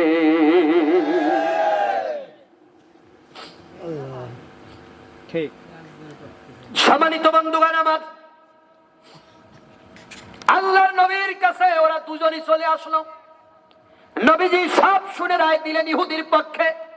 সুবহানাল্লাহ, আসতে না জোরে। তার মানে যদি অমুসলিম থাকে আপনাদের এলাকায়, ওই অমুসলিমদেরকে জানায়া দেন, ও মুসলিমেরা, আমার নবীরে গালি দাও, কোরআনের গালি দাও, কিন্তু জানো না এই কোরআন তোমাদের পক্ষে রায় দিয়েছে, তোমাদের জানা নাই। তোমরা কোরআনকে গালি দাও, তোমাদের কোরআনের জ্ঞান রাখা ভালো। এই কারণে কোরআনের জ্ঞান যারা রাখে, অমুসলিম হওয়ার পরও তারা কোরআনের সাথে বিরোধিতা করে না, যদি শয়তান না হয়। আল্লাহ বলে দিচ্ছে, ওয়ালা তাসুবুল্লাযীনা ইয়াদউনা মিন দুনিল্লাহ, ওরা আল্লাহরে বাদ দিয়া যাদের মাবুদ বলে ডাকে, ওদের তোমরা গালি দিবা না। যদি তোমরা ওদের দেবদেবীদের গালি দাও, ওরা অজ্ঞতাবশত তোমার আল্লাহ এবং নবীরে গালি দিয়ে বসবে। তাহলে আল্লাহ দেবদেবীদের গালি দিতে মানা করতেছে। শুয়োরের মাংস খাওয়া যেরকমের হারাম, ওরকমের অন্যের দেবদেবীর গালি দেওয়া মুসলমানের জন্য হারাম। হারাম, ঠিক না? এটা অমুসলিমদের জানা দরকার কোরআনের এই বিধানগুলো। আমি মাওলানা জাহাঙ্গীর আলম অমুসলিমদের অধিকার নিয়ে আমি এই বাংলাদেশে সর্বপ্রথম একটা গান লিখেছি। আমার আগে অমুসলিমদের অধিকার নিয়ে এই বাংলাদেশে কোন